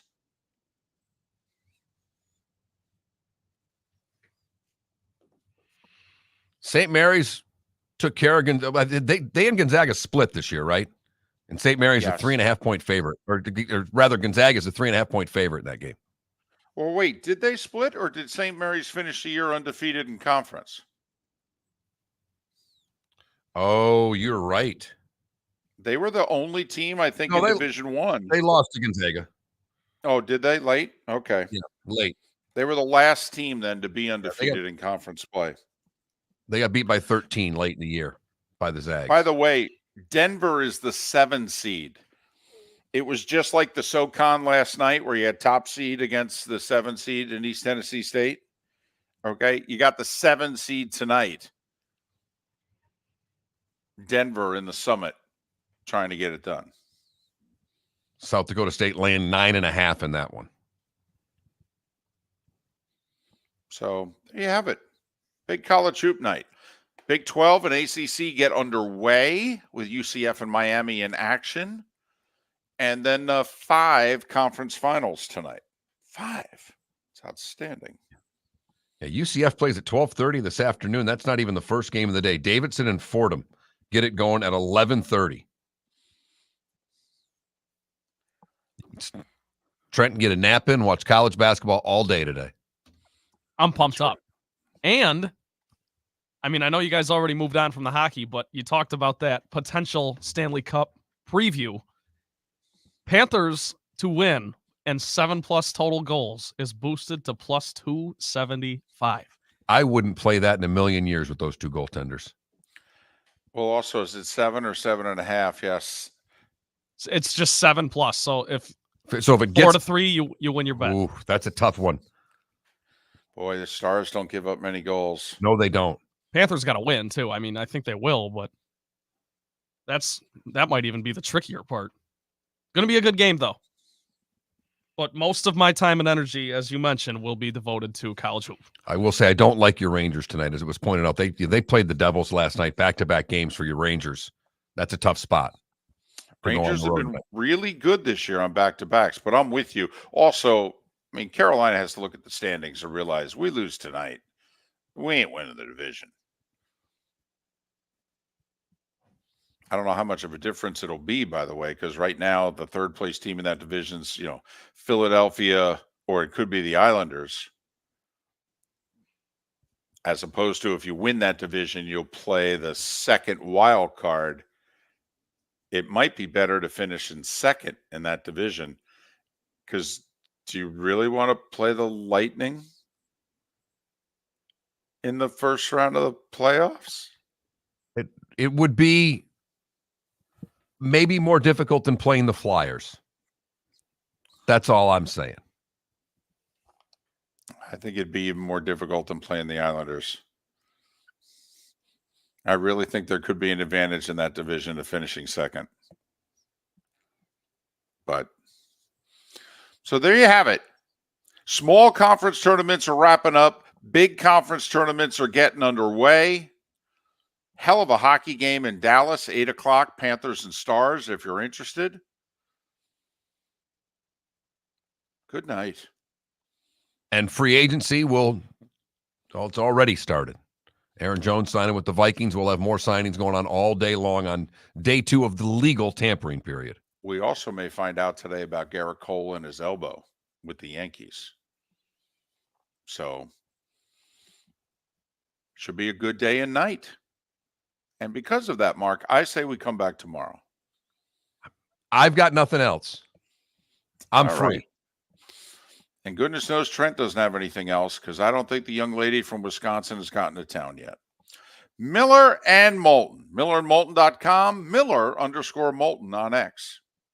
Located on the East Trail, locally owned Naples Tiki Bar and Grill is an outdoor eatery next to the Hitching Post Shopping Center. Island-inspired food with a true tiki theme. The best place in Naples to enjoy the beautiful weather in Southwest Florida. The Naples Tiki Bar and Grill